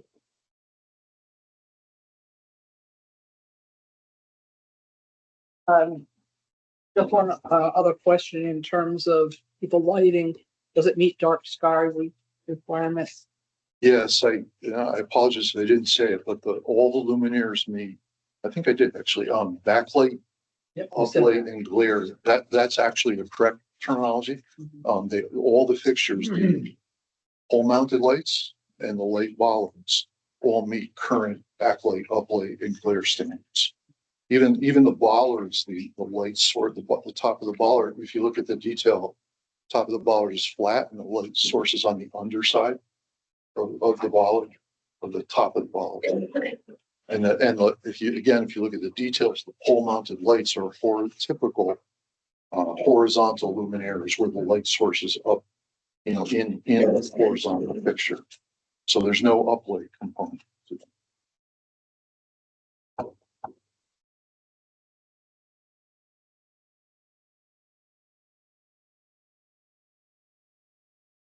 think I'll just ask your team, what do you think about that idea of putting some steps there? Do you feel that that would be an added safety feature for your members? It can be done, we hem and haw about those. They're a problem in the winter with plowing. People trip over them when they walk. It's a balance between could somebody leave the parking space and drive into the building? Sure. Yeah, that can happen. Just like you see it happen at the Dunkin' Donuts in Old Saybrook, for instance, where they went into the building. We could add wheel stops for those 3, it looks like. Yeah. Parking spaces. We could certainly do that. They are a bit of a pain in the wintertime, and people trip over them too. So the commission's call if you would like to see them. I'm sure we could add. Thanks.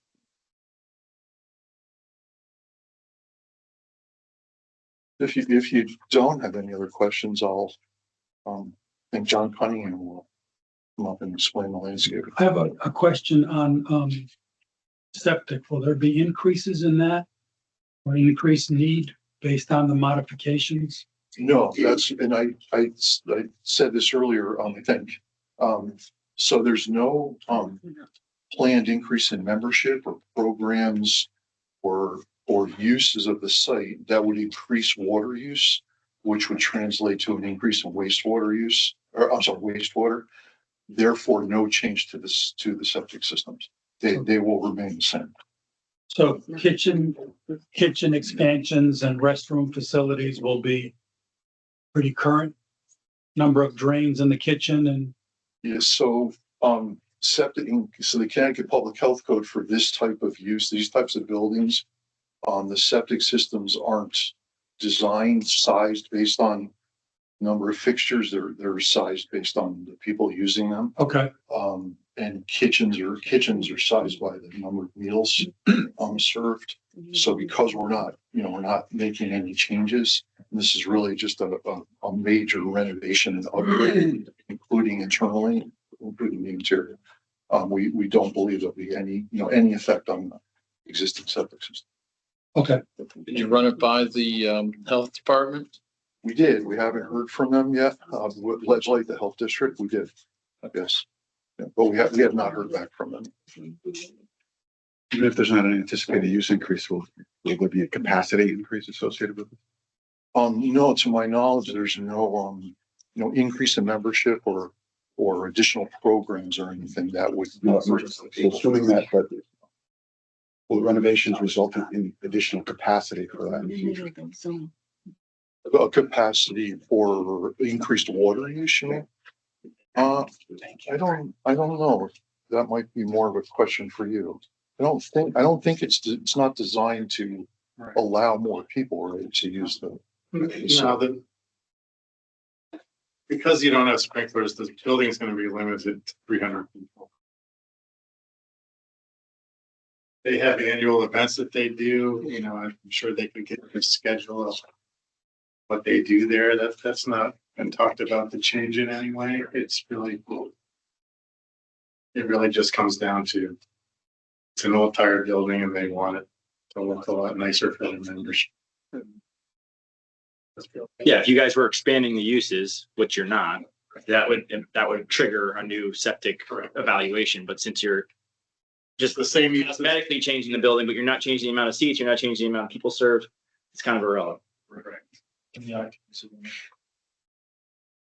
Yeah, let me just reiterate that. The 2 main dining rooms that are there are the same dining room sizes. Correct.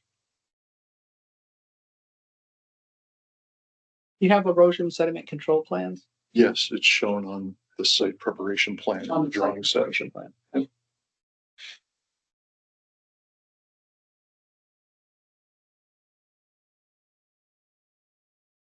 Any other questions? No, I guess we're will, good. okay, I'll turn it over to Mr. Cunningham. Thank you, Mark. Okay,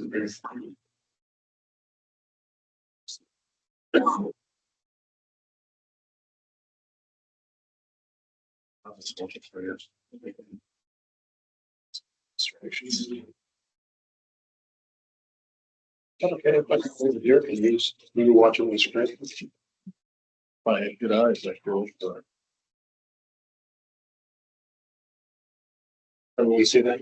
Good evening. My name is John Cunningham. I'm a landscape architect, owner of TEC Landscape Design Incorporated, located at 62 Wall Street in Madison, Connecticut. I've worked with the Point One guys for the last 25 years. They're a great architectural team. Mike Gott, one of my favorite civil engineers, also happens to be my tenant on the upstairs portion of my office in Madison. I'll be pretty brief. The existing landscape around the building is not terrific. There's a lot of different varieties that have been used. A lot of them are really not the right varieties that would be used in a property like this. We're taking most of the foundation plantings out. On my plan, the larger circles are existing trees that are to remain. The smaller circles are new. This is an existing tree, but the smaller circles, these are existing cedars, I apologize. The smaller circles are new trees. I've introduced river birch, probably all familiar with that. Single stem, not multi-stem. Multi-stem gets way too wide. I'm using 4 of those along the parking area and another one on the corner of the building. From a plant material standpoint, I went into the Ilex crenata family. I used steeds, which is an upright form. I had heard from the general manager that there have been some golf shots that went from this tee towards this walking path. So this will be an evergreen hedge that will probably keep about 6 feet tall that people can walk behind. Probably eliminate any golf shots that might get toward the building. I'm also using Ilex crenata Hugendorn, which is a low variety. I'll be only getting 30 inches. I see the plant material around the building to be very low, not tall. The building's a terrific looking building. So these dark green areas are planting beds, but there's plant material and ground cover in it that's probably not going to get any taller than 30 inches. It's all going to be a nice low area. I chose a couple different form of ground covers. I use a lot of Sargent's juniper. It's the only juniper that I use. It's an evergreen. It's a terrific green also. And that particular juniper is native. It stays about 24 inches, maybe 20 inches. I've used it in the parking areas. Each of them, as Mike discussed, each of my light posts that are going up to the snack shack are going to have a ground cover bed around it, so that base of the light is not really seen. I think that's a nice way to handle lighting. We have all new concrete pavers. I gave a little construction detail up here. If you follow my scale, it's handicap parking. Lead down into the building. It's going to wrap around. This is a new bag drop. The pavers stop here, and this is where the cart path would lead back around to the back part of it. I don't have much else. This light green is all lawn area, which is all there. I used one other plant. I used Viburnum dentatum, which is Arrowwood viburnum. I used it over in this one. This one island is going to have a pole and telephone pole. It's going to take the electricity is going to come off of and go to the new building. So I thought that material might want to be a little bit on the taller side. Arrowwood viburnum gets to 6-7 feet. It's a native also. It's got a terrific flower. It's a bird food also for the wintertime, which I like to use. We're going to leave our trash in this area. I just made a note. I apologize. I didn't bring a photograph of it. I like to use metal or galvanized poles with concrete in them so they don't get run over by the garbage truck. And then the slats between that would probably be red cedar or white cedar. So it would be a wood enclosure, not a metal enclosure. Okay. And that wood would just silver. Wouldn't be painted or stained. Would look like an old cedar house. I've used it on countless projects. We're on one in Madison right now. It's getting the same application. Any questions? Yeah, just one quick. Sure. Does your plan include where the stabilization of the areas that are being worked on in terms of the, all the grading and site work? No. So is that in the erosion sediment control Yes, plan that then? would be in my thoughts. Because I'm looking at the erosion sediment control plan and I'm not really seeing some of the details that I think I would like to see. But I'll take a harder look at it, but it might need to be updated. My guess is that Mike's probably showing an erosion control fabric probably around where the construction of the building is. Okay. It's not on it. I'm sure, it's like just circling a building with erosion control. I want to see make sure that the grading, it's like, Oh, yeah. you don't need an erosion control uphill, for example. So I'm just looking at, what we've got here. So there, if I could answer that, there's sedimentation control barrier shown down gradient of all areas that are to be graded. Mhm. And do you have any stockpile areas shown?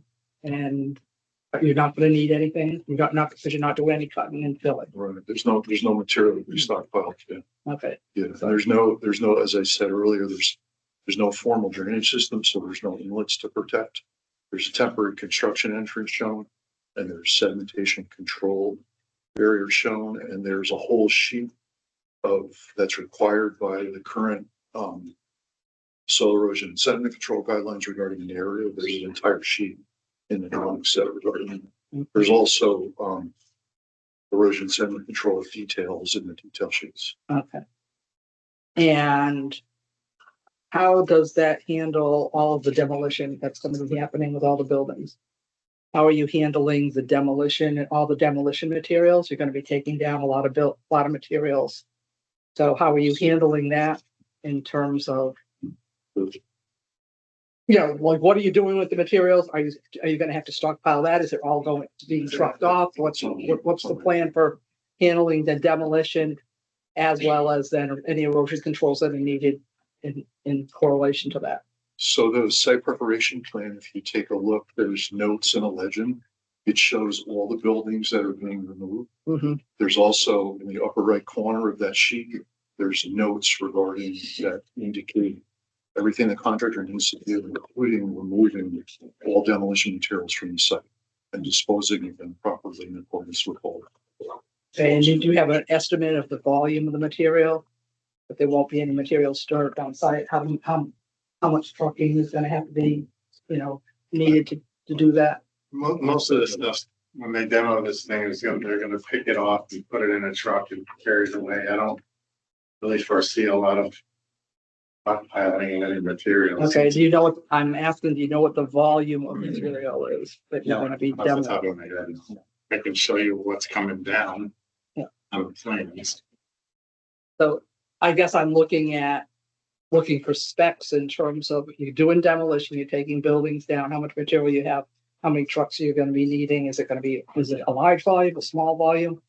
I don't have a good feel for that. Yeah, it's It's a medium volume. medium Yeah, volume, yeah. I thought it might be a medium volume. Is that a normal thing that's requested by the commission? I would think that we would want to know what's happening. I know. If you're requesting that, we can get you that information if it's a condition for sure. Yes, please. We have a construction manager on board to help them through that, so we can use that manager's expertise to help determine this. Okay.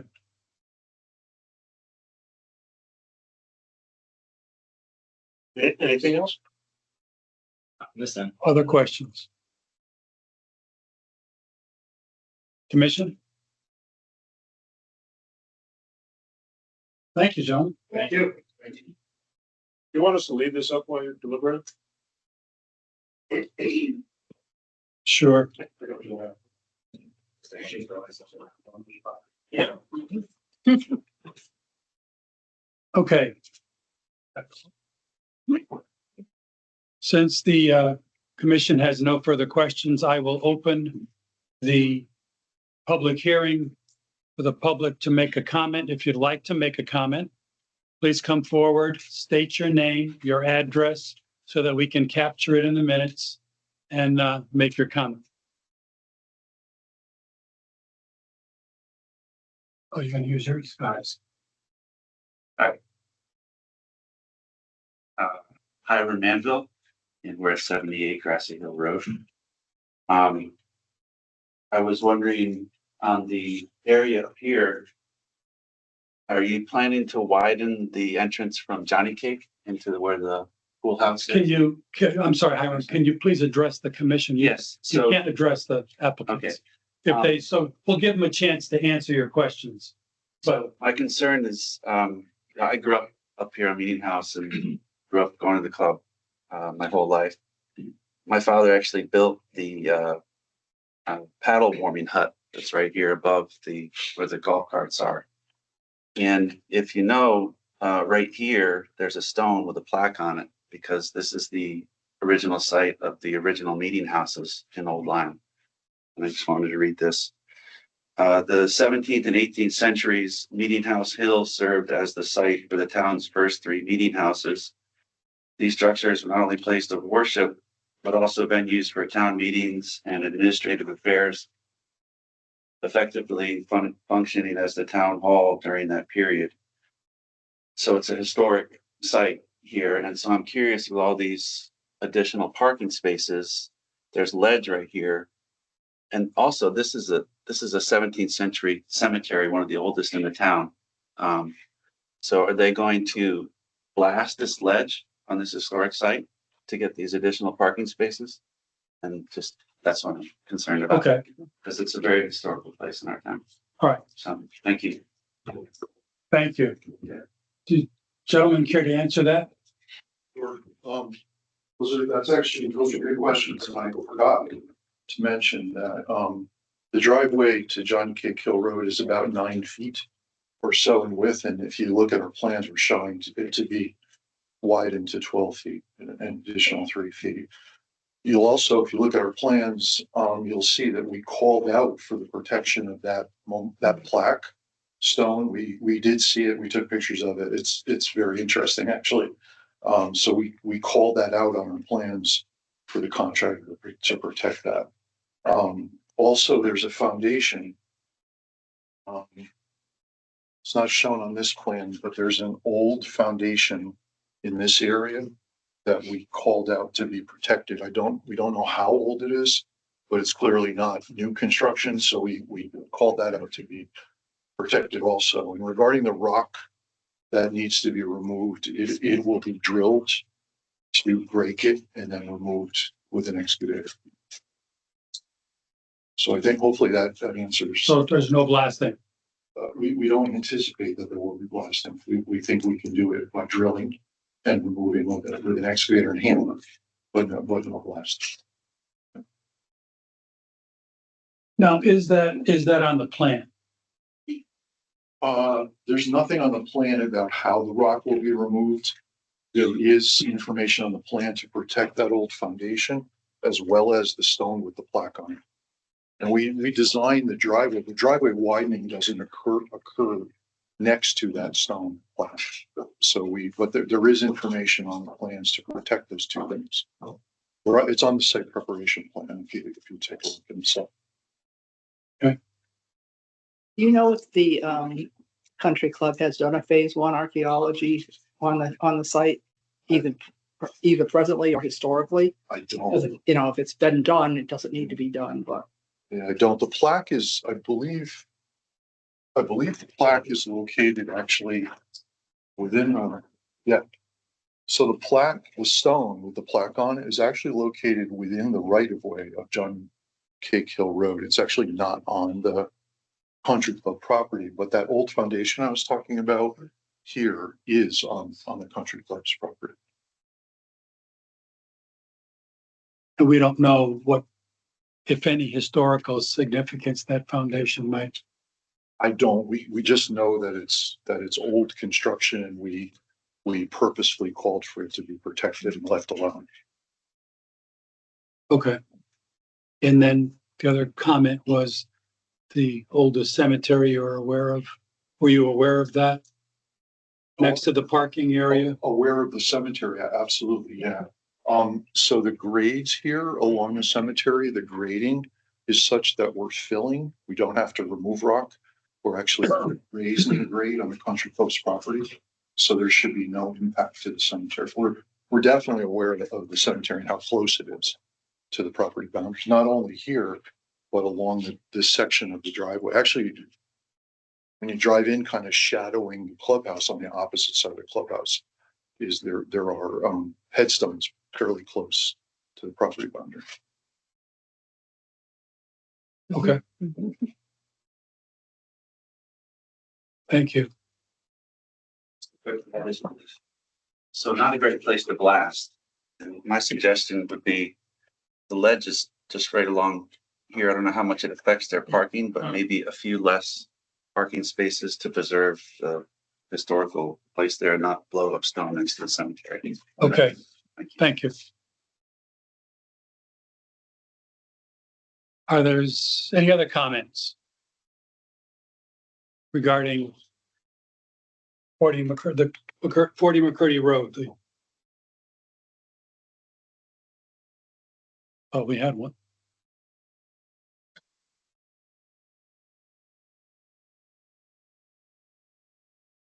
Okay,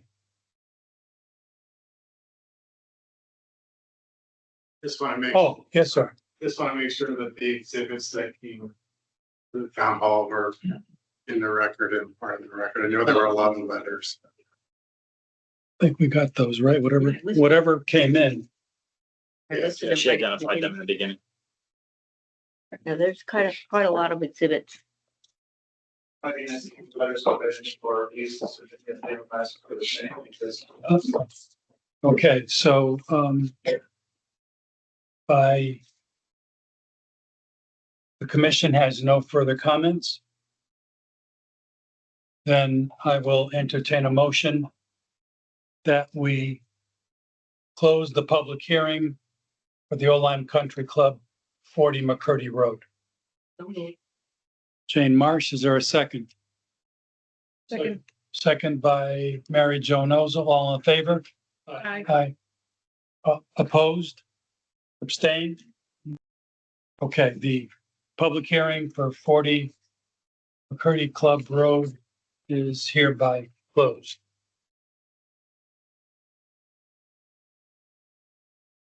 All right, let's move into deliberations on the application. I guess one of the first things that I would like to see, if possible, is that we should note on the plans how they plan on removing the ledge, and if it's drill and poke and break apart, that's fine, but if they run into a situation where they can't move, we need to put something in as a condition that they have to come back and get permission for the opposite or whatever else they need to do to move that rock. That's one of the issues I had. Anyone else? Yeah, I would like to see the parking stops by those three new parking areas, by the new expansion to the shack, the snack shack. You want to see parking stops? Parking stops? I think that's what they call it.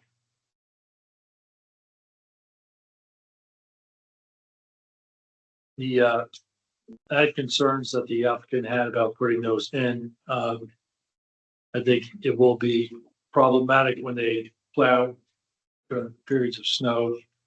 I think you are potentially setting up a tripping hazard within a walking distance of an establishment that serves alcohol.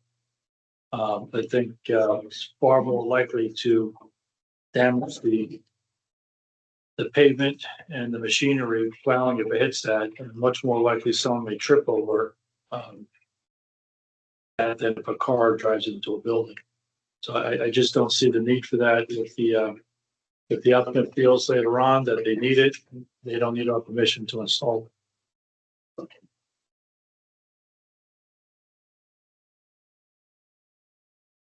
I'd like to make sure that the engineering drawings and the erosion sediment control gets reviewed by our engineer. And that if any changes are needed, they can just submit those to Eric. But I think we should have it reviewed by our town engineer.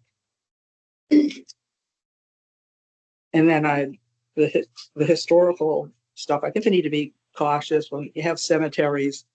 The habit wasn't always to bury people within the cemeteries, but on the outside of the cemeteries. if you were the unfavored uncle or a servant, you might not be buried in the cemetery. So I think we do need to be cautious there. I'm not sure who we usually refer this to. I know in a previous town that I worked for, this type of work got actually referred to me as conservation director. And we took care of the cultural as well as the natural resources. I don't know if it would be, if we have that type of a commission that handles this in town that we refer it to, if we refer it to the Historical Society, but I definitely think we need to look at getting recommendations on the historical.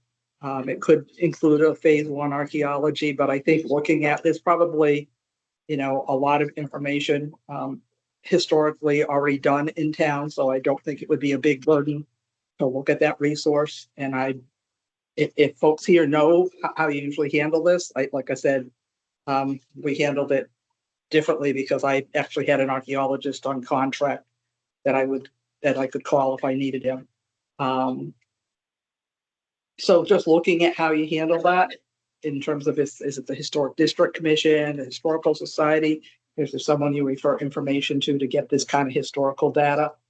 I think we should condition that and ask Eric Knapp to find or to investigate how we go about doing that and make sure that Yeah, I mean, I think it's information is passed along. Yeah, I mean, I think it's really important.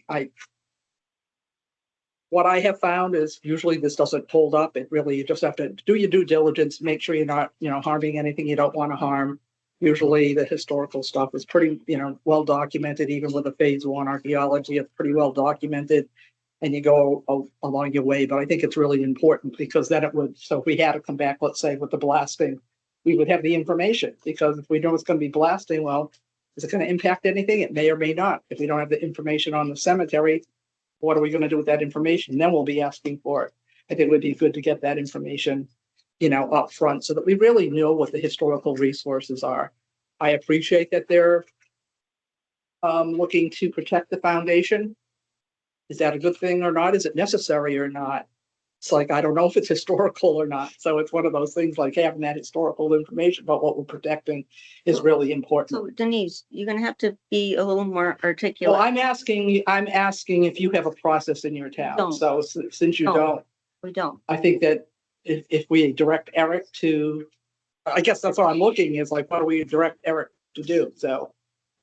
Usually if you were curious about it, you'd ask the applicant to supply you with that information, because we don't have any. I don't think our historical district commission isn't like that. They're just associated with the area and town so they're not asked. If we sent them something and said, we want you to give us information, I don't think they'd be prepared to. I think you do a condition that just says that the staff will work with the applicant to determine the archaeological resources and historical resources of the cemetery and the foundation. If the records close, are they still able to get that information? I just said that. Yeah. Yeah, that's fine. Yeah. Because we're asking for a clarification from the applicant. Thank you.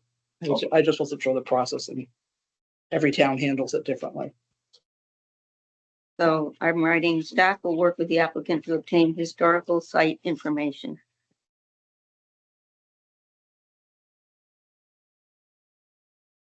And what is it that the town engineer is going to review? The soil erosion. Soil and erosion. The erosion,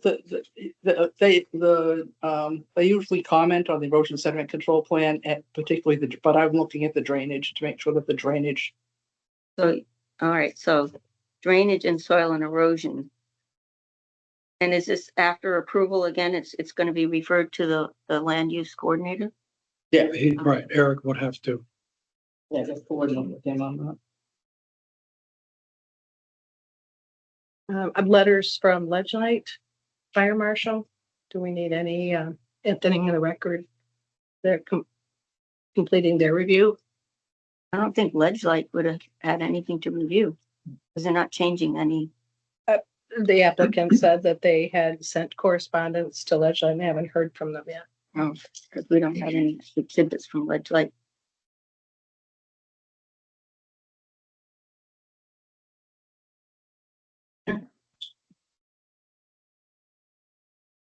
And fire marshal.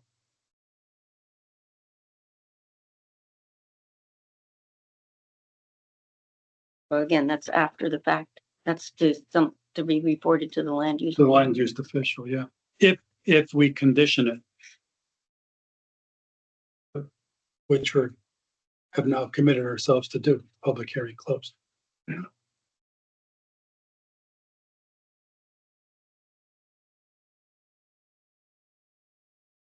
Anything else?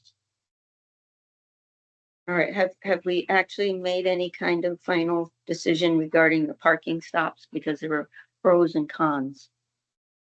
We have not.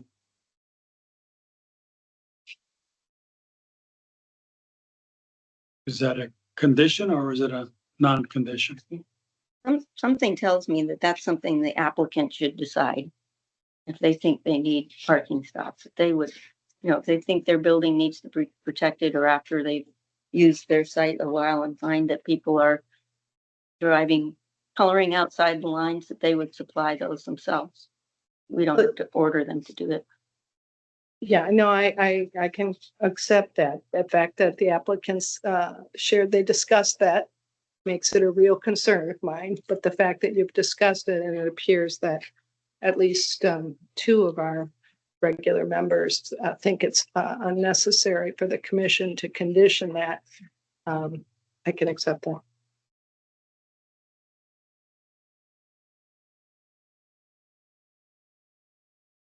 Do we have anything else?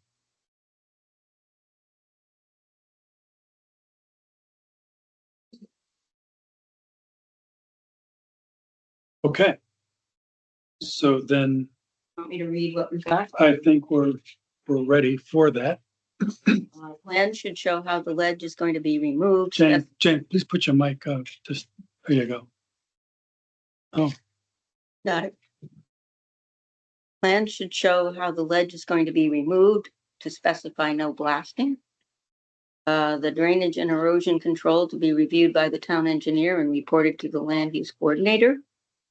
Staff will work with the applicant to obtain historical site information and the ledge light response and a fire marshal response to be worked out with the land use coordinator. okay.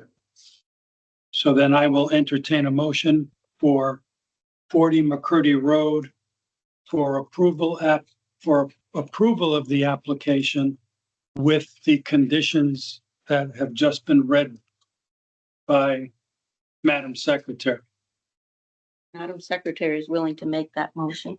Madam Secretary, is there a second? I'll second. Second by Denise. All in favor of the motion? Aye. Aye. Opposed? Abstain? Okay, McCurdy Road application is approved with the noted conditions. Garth. Thank you.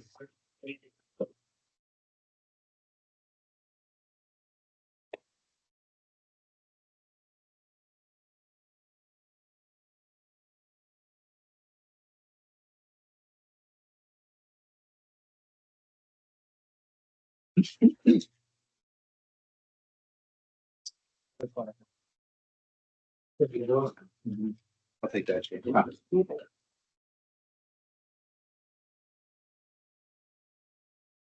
No, that's just. Paperwork. Petition.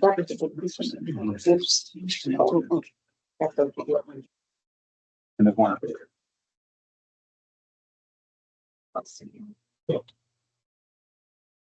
Oh, this maps. That's so. Goes with the other one. Go one, I'll put it with you.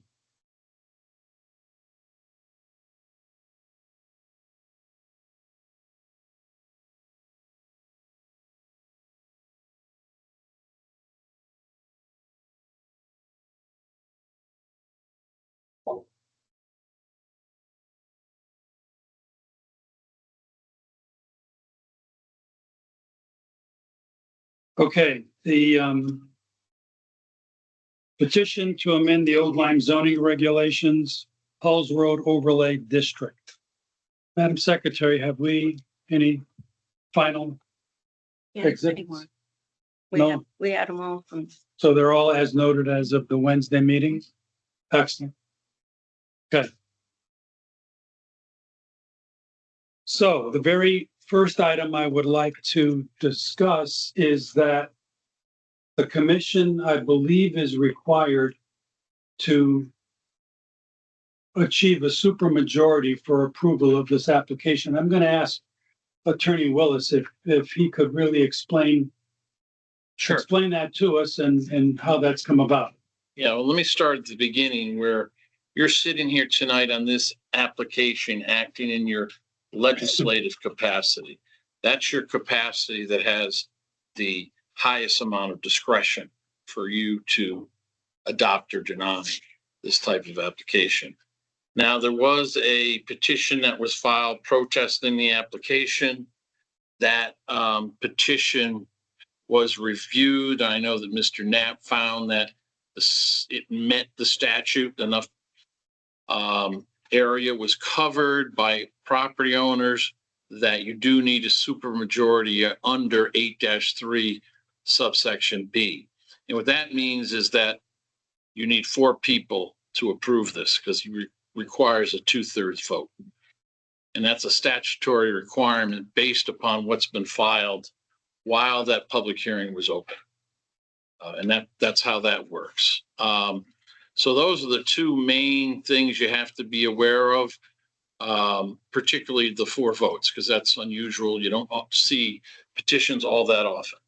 But if you do, and Mr. Knapp went through it and verified signatures and space and found it valid, which is more than 20%, then you have to take that into consideration. Okay, thank you. So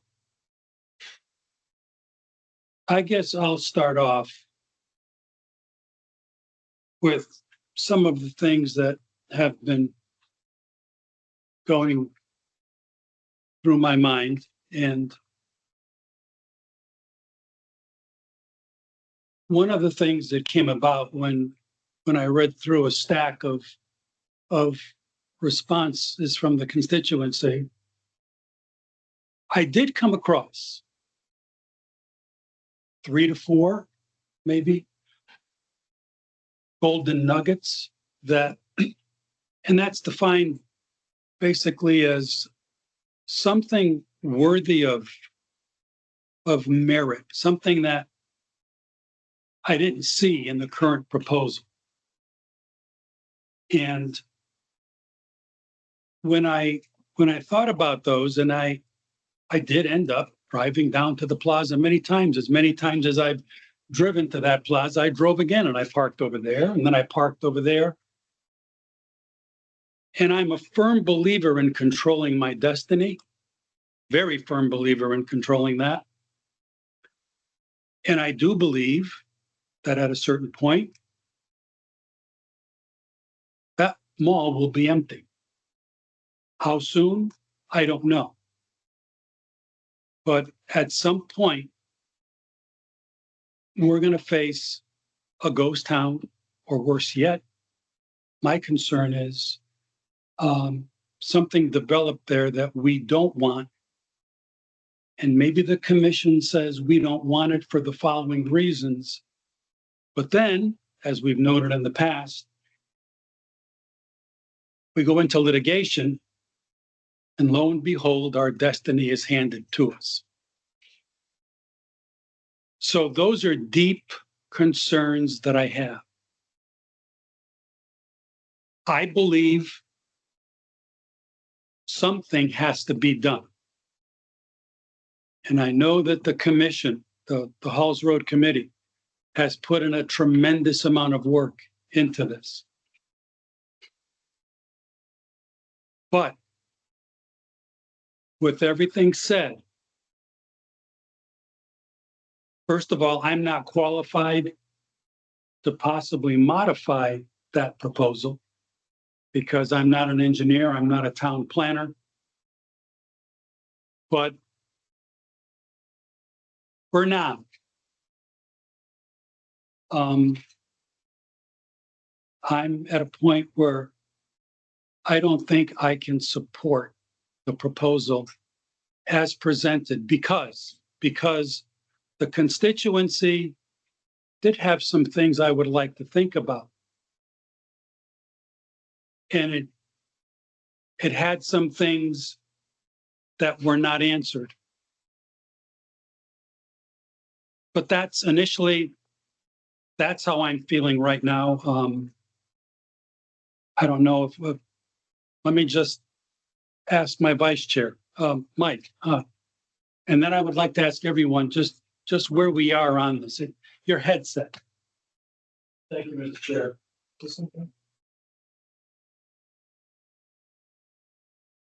I'd like to echo what our chair said. The Halls Road Improvement Committee has done a lot of work on this, and I think everyone in this room, I think the 550 people and the other 150 people that couldn't get in, all love this town, and we may disagree on where we need to go. You know, what's the best foot forward? I'd like to thank our chairman, who has kept as civil as possible. Just an aside, in another lifetime, I was a planning board attorney in Bayonne, New Jersey. We had one project where we had thousands of people in the street. And as you can imagine, New Jersey, it was not at all civil. So I appreciate our chairman for conducting this matter. I appreciate the Halls Road Improvement Committee for their dedication in what they feel is their vision for Old Lyme. And also the people that have come forward and expressed their opinions. We're all volunteers. Up till 5 o'clock today, I'm working in the courthouse. We're here to do our best. And I know we're all here and we love the town. And I did write something out because you don't really know us. We're just a bunch of people up here. We're your neighbors, we're citizens. I've been a resident of Old Lyme. I'm sharing this because so many people came forward at the public hearing about how long they've been in town, their love for the town. And I wanted to share my experience and where I'm looking at. I've been a resident of Old Lyme for 24 years. Since moving here, I've served this town on the Economic Development Committee, the Police Services Option Committee, Inland Wetlands Workforces Committee. I'm now my 5th year on this board. I was also the Assistant Scoutmaster and then Scoutmaster for Troop 26. That's my proudest accomplishment of serving this town. I grew up in Jersey City, New Jersey, and it was as urban as the name sounds. After joining the military, I served with an airborne unit paratrooper down south. Locations I served overseas. And I say that only because I've heard a lot of people say I've been in Old Lyme my whole life, and I haven't. I've seen a lot of places. I've lived in a lot of places. So when my family relocated to Old Lyme, it was like a dream come true. I could never have imagined this little kid growing up on a city street as my playground. We played stickball in the street. Kids had to yell, car! And then we all ran to the side, the cars passed. My baseball diamond was the asphalt field in my schoolyard. First base, second base, third base, home plate was painted on the ground. Those were hard to slide into, I'm here to tell you. So what I'm getting at is I absolutely love Old Lyme. I look at my obligation as a zoning commissioner. And right in the preamble, the number one thing I should be looking at when we're looking at zoning regulations is, number one, to preserve the rural character of the town of Old Lyme.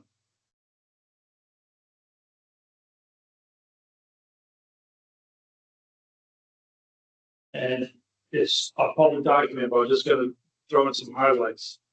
Others, to lessen congestion in the street, to prevent the overcrowding of land and to preserve and protect the value thereof, to avoid the undue concentration of people, to exercise reasonable consideration for the protection of existing and potential public surface and ground drinking water supplies, And last, to exercise reasonable consideration for restoration and protection of the ecosystem and habitat of the Long Island Sound, to reduce hypoxia, pathogens, toxic contaminants, and floatable debris into the Long Island Sound. I viewed all the evidence. I know all our commissioners have as well too. Every member up here is diligent in their duties. And after weighing everything, I kind of formed an opinion about things, and then I listed all the public comment.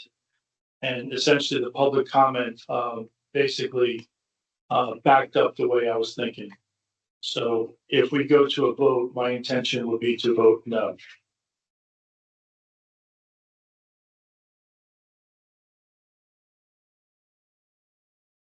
I would like to say that an option is to vote yes and to modify or tweak the application.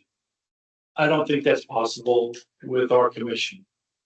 There's so many things with this overlay that we do not have the expertise to sit in a room and redo this application. There's a population density. If this application goes forward as fully anticipated, we have to plan. It's the application.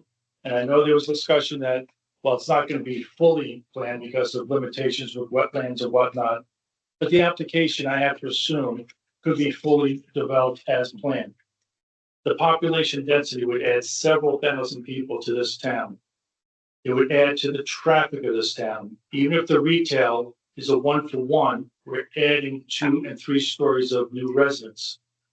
I've heard nothing about how it would affect the school population. Our taxes are already going up because of the budget. What's going to happen if we add many more students? We have a part-time police department. I served on the police options committee. We have, gentlemen, here tonight, thank you for your service. One of them pulled me over for speeding a couple of weeks ago. Very nice officer, gave me a warning. And I shouldn't say this as a lawyer, but I was speeding. Our police department is limited. We have coverage for 2 shifts. We rely on state police coverage at night. We don't have a 24/7 police department. Fire. I don't think we have a ladder truck in this town. What is going to happen if there's a 3rd-story fire? None of this has been accounted for in that I recall in any of the applications. The aquifer, our job is to protect the aquifer. I have no idea if our aquifer can support the proposed plan as submitted. And the environment. I have no idea how the septic's going to work. We know we're not going to run a sewer line, and we have wetlands. I know for a fact we have wetlands because I was served on wetlands. In fact, we stopped the gas station coming in. They actually pulled their application over by Essex Bank. They showed a wetland boundary. They thought there was a vernal pool. I went out at dawn during the peeper season. It was so loud you couldn't hear yourself think. So this overlay is going to impact the environment. That was sort of the de minimis argument. The overlay, I think, will create a very disparate use. As anyone that's followed this knows, we have the existing C30 zone and the overlay, and somebody can pick and choose what they want. With the overlay, somebody could pick a property, developer could pick a property and build to the overlay standards while nobody else does. Can that possibly happen? Look at Niantic. They had an overlay. They have this huge Sif bakery building, 3 stories commercial, 2 stories of residential, completely out of place for that community. So I think, Mr. Chair, the wisest thing to do would be to deny the application. We are currently reviewing our own zoning regulations. There are many things that the HRC brought up to our attention that are good. For example, the original charter of sidewalks, landscaping, if we get this bridge built, I think we need to have safe corridor for pedestrian traffic for the kids from school, the art students that come to the town to work, to shop. there are things that we can do, and that was the original charter of the HRAC about how it turned into a housing project.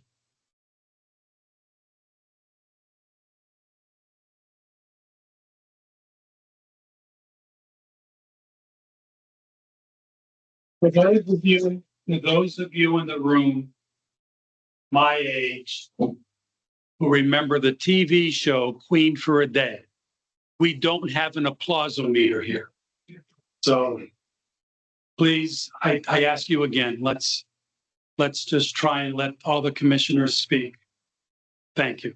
Thank you, Mr. Chair. I just had one last comment that I think the main issue is mixed use. And we could do that through our zoning regulation as we review our zoning statute and we look at making changes and whether mixed use would be appropriate for the C30 S period. I think there are different non-environmental, economic outlook. I think the economic basis of the C30 is viable. It is viable, and I don't think it's going to become a ghost town because our rent is so much cheaper than surrounding towns. And that's why we have only about a 5% vacancy rate. So I think we should consider having some mixed use in, but that's a decision we can make within our committee. So again, for all those reasons, I would ask my fellow commissioners to deny this application. Okay, I will hear from other commissioners as well. Ready for me?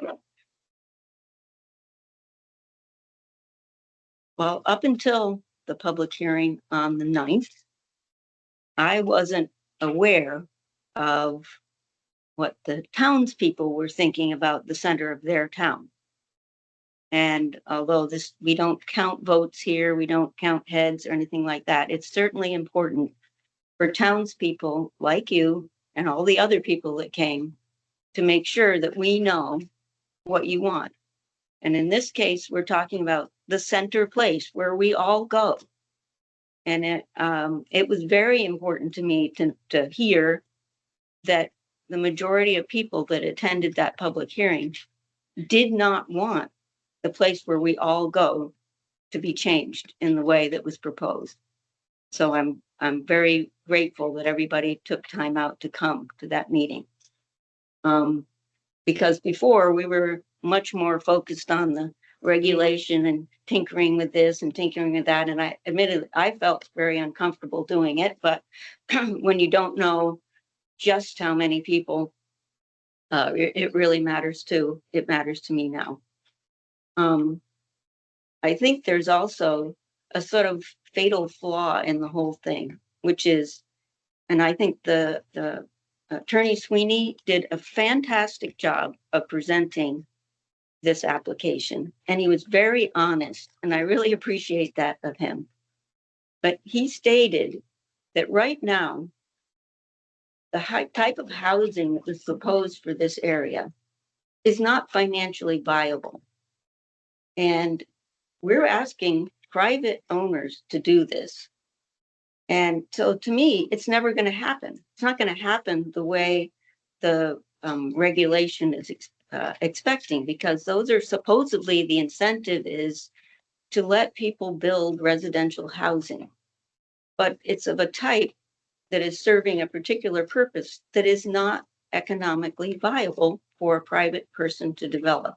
So it's sort of like hoping that something's going to happen and it'll never happen. Or it'll happen in some way that we don't expect. I personally just don't go for that. So, and plus the limitations on the site, no public sewers, no public water. There's just limitations that are not going to solve that particular issue in the town. And I did hear the comments that were favorable were often all about this housing and that we were going to solve a need for affordable housing.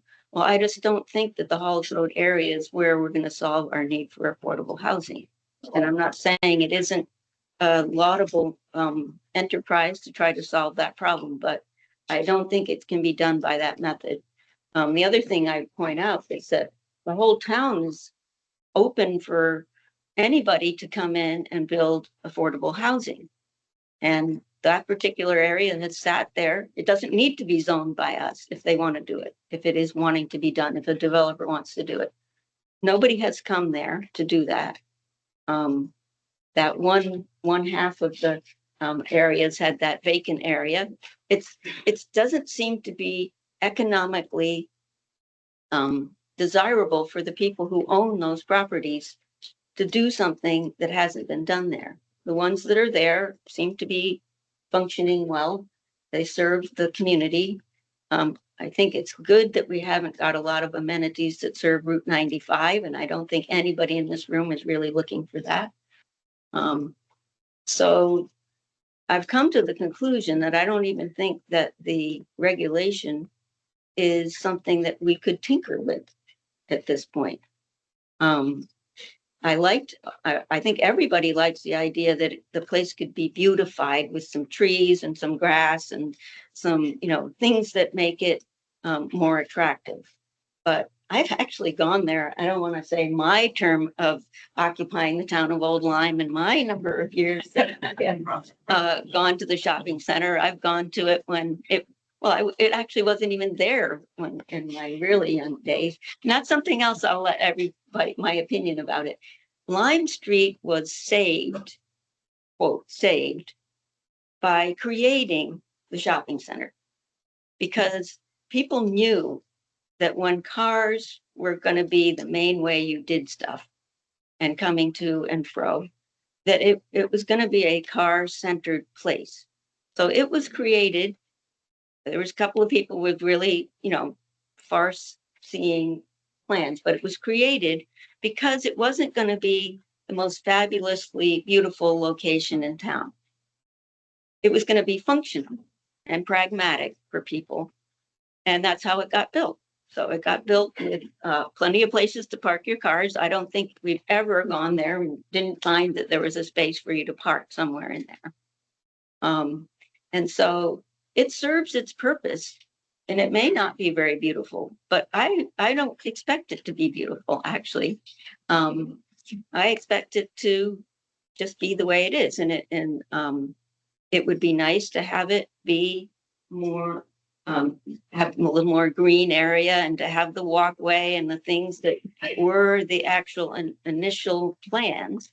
And I don't know whether we can have that and without eating our cake. I hope so, that we can have it look better. But I guess I'm being long-winded. I'm not going to vote to approve the application primarily because of everybody who came to that public hearing on the 9th. Thank you. Thank you, Jane. Okay. On the left side of the table, what?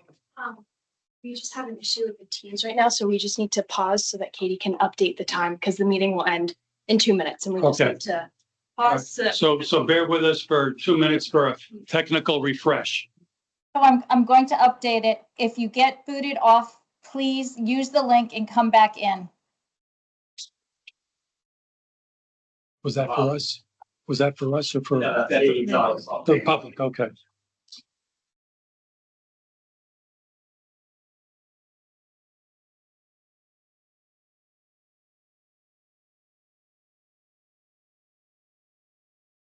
Greg, are we good with you? Yeah, are we ready to go again? It just says. Okay, thank you. So you want us to proceed? Yes, please. Okay, all right. We've had our technical refresh, so I'm going to ask for your attention again, and if I could move down, Mary Jo. So I'm the next victim up here. I also want to thank the commission for their work on this proposal and their due consideration of the many people that came out to the public hearings, which is part of our democratic process. Many people who wrote really good letters with thoughtful options for us to consider. As one of the commissioners said, everyone on this commission took a lot of time, a lot of their private time to be very careful and diligent, as we always are, but in particular with this because we were charged with developing a new regulation. Town residents have regularly been invited and participated in this effort over 10 years. This included public surveys, various workshops, town update meetings, annual budget approvals, and reviews and input over the course of these years over various town commissions, including zoning and planning, along with the continued support of our Board of Selectmen. When I was an Old Line selectwoman, I recall that the initiative emerged following the FRA's attempt to bulldoze through our town business center, arts, and school district. There was also a resulting slowdown in house sales, and at the time threatened the closure of our pharmacy. Many of you may remember that. It was a dark time. The town has also faced a scarcity of housing and open space options, and still does. Longtime residents had nowhere to live once they sold their family home. Our children could not return to their hometown as there was nowhere for them to live and certainly afford. And community workers, our teachers, our healthcare workers, beauticians, grocery store workers, etc., could not find an affordable place to live in our town. Electric boat was beginning its exponential growth, but these professionals could not find a home in Old Lyme. Other towns were addressing these vital concerns, and it was prudent to look into these concerns in Old Lyme. How does town of Old Lyme maintain business, attract business, develop housing and offices while making it harder for the FRA to bulldoze our community? Were questions being asked of the original housing of the Halls Road Improvement Committee. The result was the development of the master plan for Halls Road and an effort to protect and improve our town center while being able to apply for state and federal grants for various improvements and bring in design experts to guide the process. So it's with this precedented context that I look at the HROD proposal and the recognition that this is the first zoning change I recall, which addresses the limitations to our zoning regulations for business that we frequently hear. Does the HROD proposal meet its objectives as outlined in the application under review today? In my mind, it does so. It combines the need for local retail development and the opportunity for housing development, connected to a walkable pedestrian bicycle-centered attractive town center, close to our tourist draws in our arts community, in an area that is currently disorganized and mainly a parking lot. Further, there are safeguards written in the proposal, including the need for zoning approval of any actual project in the HROD. State and local analyses show that Old Lyme has not provided for a diversity of housing options. The January 2025 Planning Commission's positive referral of this proposal requests the Zoning Commission to consider diversity of housing in any development. The Old Lyme Affordable Housing Plan, in partnership with the River Cog and adopted in 2022, details the constraints in our town to provide a diversity of housing, namely limited land, current zoning regulations, and infrastructure limitations. The plan suggests that mixed commercial and residential use and open space set aside for conservation clusters of affordable homes provide the opportunity for partnering within town government to create win-win solutions, and that this depends on an economic development project or open space acquisition. The proposal the Zoning Commission is reviewing is the opportunity to provide economic development by combining both needed retail and housing, as we have seen other area towns successfully negotiate. Is this overlay perfect? Was the review process ideal? Certainly many in the community think it was insufficient. The town of Old Lyme could look to improve the process for further town regulations and assure that more town meetings, land use joint meetings, and significant planning and I'm going to stress planning, occur as a lead up to planning and zoning review. But it cannot be denied, nor should we dismiss the fact that many residents and nonprofits and business owners were represented in this process. With this in mind, I propose we address the primary areas of concern which we heard from the public, namely the bulk standards and housing density. If the zoning commission approves this new regulation, it provides the town with something towards the effort to begin to address the need for diversity of housing. The town's application also included some suggested conditions for consideration. Some of these were the result of previous discussions with the zoning commission.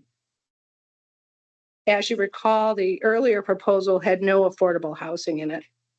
This version addresses that need. And I'm going to stop there and again say, thank the residents for coming out. You are Old Lyme strong, but we do need to give our affordable housing needs fair access, fair consideration, mixed use also as shared by my commissioners. This proposal, in my mind, began finally to address that. And it was a 10-year process, not just since planning dropped the ball on, or dropped the unanimous approval for it. So regardless of what happens tonight, I am going to hold this commission responsible for looking at mixed use in our regulations and picking up our affordable housing piece. Thank you. Thank you, Mary Jo. Denise. Thanks, Paul. Well, first, I want to make sure and make clear that I do not have a conflict of interest on this application. There are several members of the public who have suggested that I do. I have no financial interest on Halls Road in that area, and I will not be recusing myself from the vote tonight. I did provide technical assistance to the Halls Road Committee in 2023 on a grant application for the pedestrian bridge and trail work, which is a standalone project that was approved by the town, and they provided funding through ARPA, which was the American Rescue and Plan Act for funding, and the application was for additional funding needed to move the project forward from DEEP trails. I provided that service as a volunteer to the town. The grant was submitted in March 1, 2023, prior to my election in the fall of 2023, and subsequent to my appointment to the Zoning Commission. As a land use planner, I have over 35 years in planning, and I bring that expertise to the table. And I think it's important, the expertise that I bring here. Like everyone else here, I want to thank the Halls Road Improvement Committee for all of their hard work. And like all of us who sit up here, they are volunteers. We're a small town with limited resources, and we rely heavily on our volunteer boards and commissions. And I want to thank Paul in particular for reminding everyone at the public hearing, and again tonight, that we are all working in the best interest of our community. As is often said, we can agree to disagree without being disagreeable. I thank the citizens of this town that came out to voice their concerns, and especially those that provided concrete reasons that we can use in our deliberations in a respectful and thoughtful manner. That was extremely helpful, I think, to all of us. We, individually and as a commission, have a big decision to make regarding these proposed changes to our zoning regulations, and one that I personally don't take lightly. I will say I am dismayed at the town process that has gotten us to this point. And it's not anyone's fault. It's a process that has evolved over time. I share the frustration of many of our residents. As many of you know, I have suggested that the town land use commissions work together on planning and zoning matters and not in silos, including on Halls Road.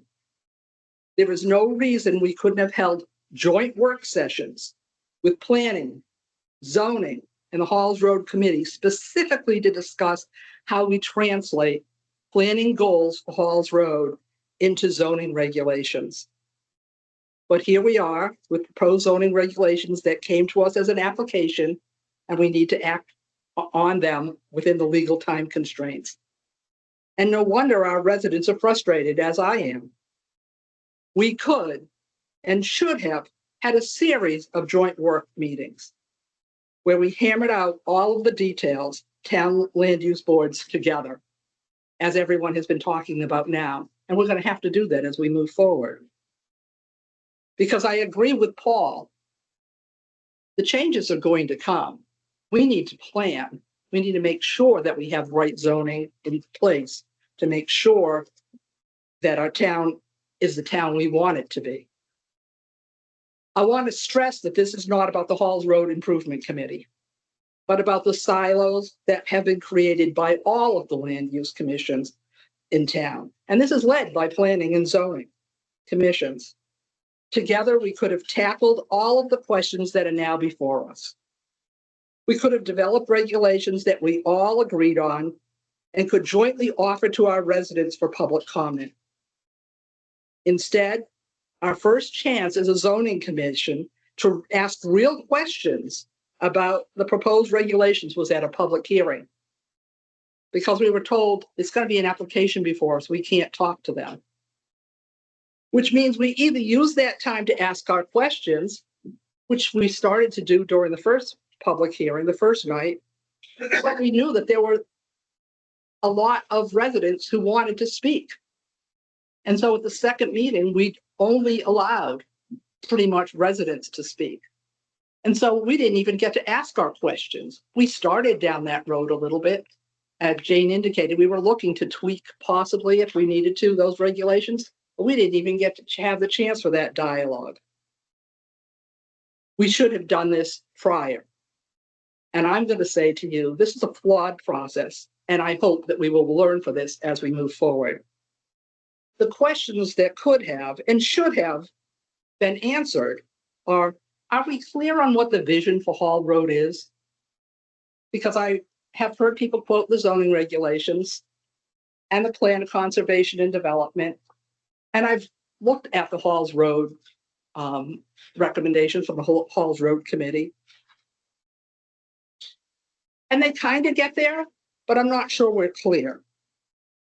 Is it clearly defined in the POCD, and do we agree on what the vision is? Because if we don't know what this vision is, how do we craft zoning regulations to go there? And has this vision changed? The Halls Road Committee came into place 10 years ago, prior to a pandemic, and certainly prior to when we were really looking at things like sea level rise. Do we know where we want to go before we design regulations to help us get there? Second, is an overlay zone the best way to handle this? And we've heard some different comments on this. Should we perhaps look at a mixed use zone? Do we need to change uses allowed to the commercial zone? This is all the things we heard at the public hearing. And I think most of us were probably considering even without the public talking about that. And I think there are, answers. It's like, how do we do the right regulations if we don't quite know where we want to go? And this gets to the physical limitations, and everybody brought these up. And, for those of you who don't know, my background as a land use professional, if you look at the stormwater regulations, the stormwater quality manual, if you look at the new erosion sediment control manual, you will see my name as one of the key people involved in the production of those. I sit on various boards. I'm the chair of the Connecticut Council on Soil and Water Conservation, which is a state agency that looks at soils. And that works very closely with USDA on your soil survey. So when we look at the physical limitations and what we do in terms of changes, we need to look again at sea level rise. And have we looked at those? Have we really looked at that? What does it mean? Does everyone know, we have an old Lyme natural hazard mitigations plan that was done to us that Rivercog prepared for us. and that provides some information, but actually most of the work in that hazard mitigation plan says do some more studies, do some more planning. We should not be just using that plan for emergency response. We should be using it to plan where development is going to happen, where we might need to move development. How is it going to be done right? There was a lot of work that came out, and I have to say, in this particular area, I've looked at some scenarios, and I think that there are some opportunities to do some development here. It's not like we have in some other areas of town where we got to do something now about sea level rise. But there's certainly in this area, with the proximity to the Lieutenant River in the area, we need to look closer. And then I think the last question, this got brought up a lot, was how does Halls Road fit into our housing needs? And specifically affordable housing, if we're going to talk about that. Does it make sense for us? Is this where we had planned? Is it something we just threw in there? I think we need to look at the affordable housing plan that was just completed over the last couple of years and say, here's the affordable housing plan. What do they really need? What is the housing plan called for? You know, what do we need? It has it in there in detail. And how might this fit in here? And if it doesn't fit in here, where does it fit? But we need to make that concerted effort. So this is what I'm looking at. These are the questions that I would have liked us to tackle in working sessions before we got to this point, but we didn't. So now we still have these questions. And the one thing that I want to make sure people understand about this process, this is an application to change our zoning regulations. This isn't just coming from a developer. This was a town process. This means that we can all talk to each other. And you, as citizens, should demand that planning and zoning and the Affordable Housing Commission. And if we have a special committee on Halls Road, talk to each other. And as we look at updating our zoning regs, because we're going to be doing that we don't do it in a vacuum. All of our land use commissions can talk to each other and can agree on these things ahead of time so that we have a plan moving forward. And that when we put those regulations out to public hearing, at least they've been vetted, and then we're getting more input from the public. And even before we get to that public hearing where we think we've finalized and we've done the best job on the zoning, that we've taken that input ahead of time, that we've held all of those meetings ahead of time with good planning. So I was hoping, I think as some other commission members were, that we would get regulations and that we might have to tweak them. But I found, and I kind of was getting there even before the public hearing as I was looking at everything, that we hadn't done the work. And I asked for that work to be done. I said to people, we need to have joint meetings. And I kept kind of getting the brush off from folks. And I'm telling you, with my 40 years of management and planning, this is what I do for a living, that we need to improve this process in this town. And this commission should be at the forefront of it because the zoning regulations help drive. So you have your planning commission, they put a plan together. But if we don't work together so that we have planning and then the implementation of that planning is through zoning, what's the vision? How do we get there? We need to work together. So I have to agree with Paul. We are not ready to pass this because there's work to be done. But I challenge my commission members, let's not do it in a vacuum. I want to see us doing planning and zoning, because if we're changing zoning regulations, it's because we want to fulfill our mission of a plan. What do we want to do? that we work together to make sure that this happens the correct way. So that we don't, so that we're not all frustrated. So that we don't have a circus. That we really have a plan that everybody buys into. We're still going to have some people who don't want to see anything anywhere, nowhere. But we know that there's going to be development happening. We know we need affordable housing. I'm sitting on boards up in Hartford right now that are looking at stripping zoning regulations and approvals away from zoning commissions because we're not moving forward on affordable housing. We're not moving forward on some other things. We need to take this seriously. We don't want to lose that. I have a meeting next week with the majority leader, Representative Rojas, on the affordable housing issue.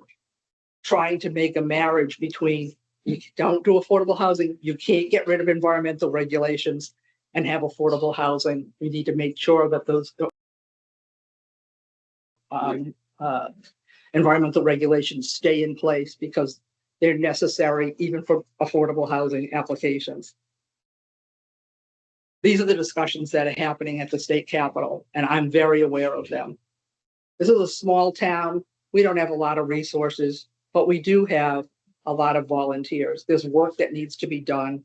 And again, I'm at this point cannot support the regulations only because the process didn't do what we needed it to do.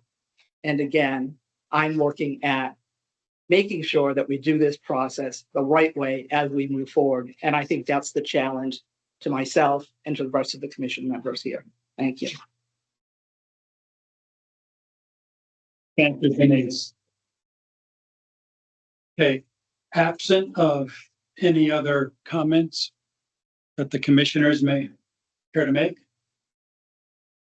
I'm assuming silence is golden.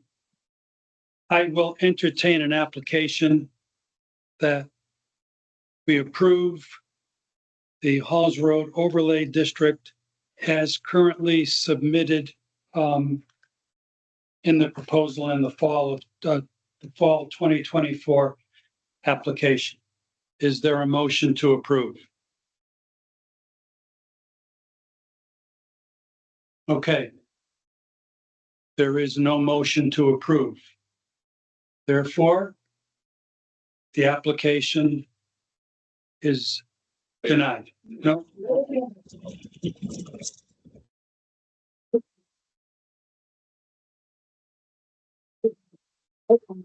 That wrong. I said that wrong. Rewind. Okay. Do All right. you have to bring up a motion to deny and then vote on Because that? we didn't have this. Okay. All right. So then I will ask for a motion to deny the Halls Road overlay zoning as presented in the last application.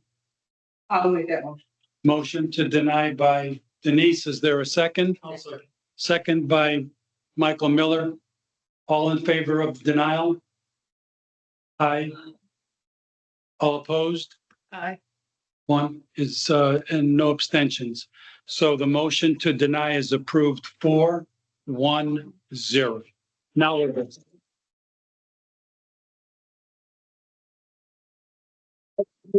For the rest of the agenda for the commission. So we have the approval of the minutes for the March 10th, 2025 regular meeting and the March 24th. The commission, hey folks, the commission still wants to go on with this agenda. So if you could leave in silence, thank you. So a motion, reading the March 10th, 2025 regular meeting and March 24th, 2025 regular meeting minutes. Can we take them together? Yes. Let's- Motion to approve the March special meeting and the regular meeting.